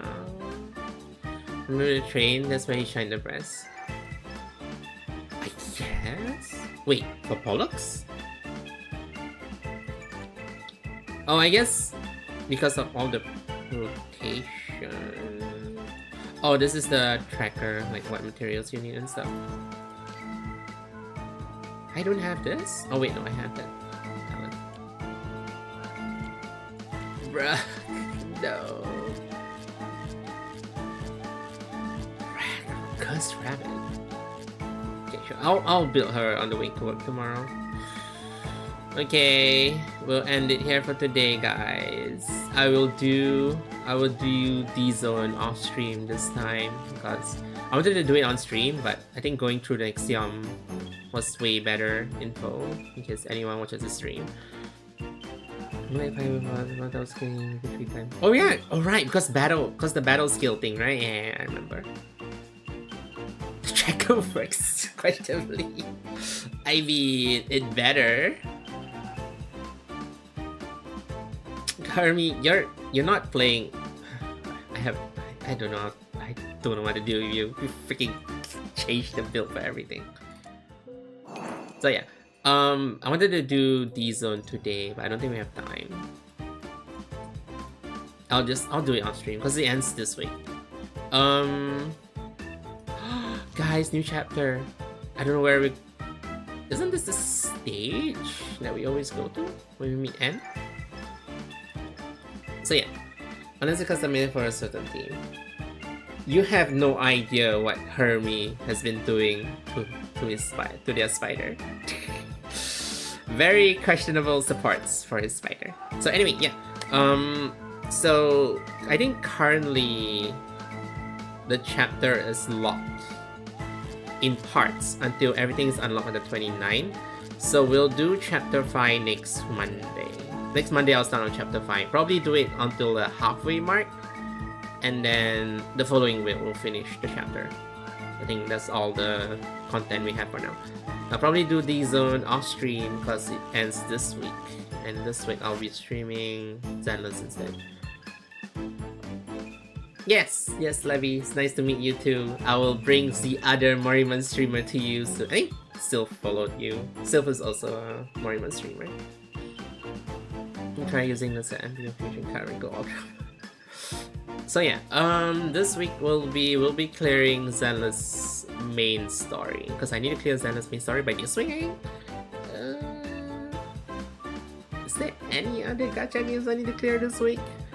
If there isn't, I mean it's only Zenless. I don't have collab this week. I think that's pretty much it actually. So I have to do anything tomorrow? Wait, let me think. Why do I feel like I need to stream something this week apart from Zenless? No, I think that's pretty much it actually. So I guess tomorrow will be Zenless then.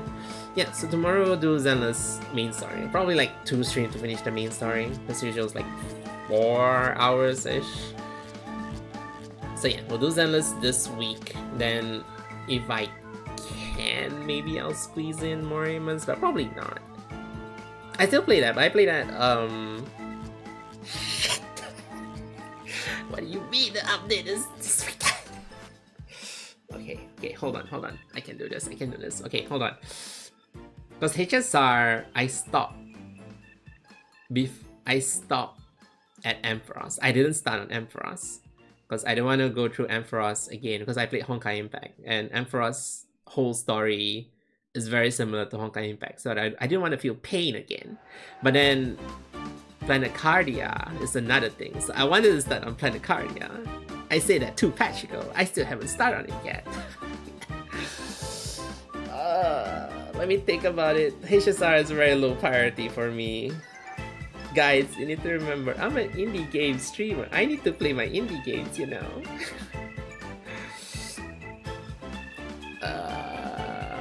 Okay, Zenless is high priority because we follow Zenless up to date. Wait, is Nikkei this week? I think Nikkei is. Oh shit! Nikkei is also this week. The PK ban is next. Okay, this week we'll juggle Zenless, and then on Friday we'll do Nikkei because I think Nikkei 3.5 anniversary event is this weekend. I mean, it's this week. And we need to do Ani's story, so we'll do Nikkei on Friday. At least Nikkei for Friday is confirmed, and then I guess Tuesday and Thursday will be Zenless. I'll update you guys on tomorrow is definitely Zenless. Then maybe Wednesday or Thursday is Zenless. Then the other day I'll rest. Then I'll update you guys on this card. Yes, pain of playing 6 gacha games. Okay, let's end it here for today. I should have changed BGM. The freaking Cassia BGM was like the Houdini BGM is getting to my head. Okay, we're ending that for today, guys. We're gonna end on YouTube side, and then for potential raid someone. Let me track my windows around.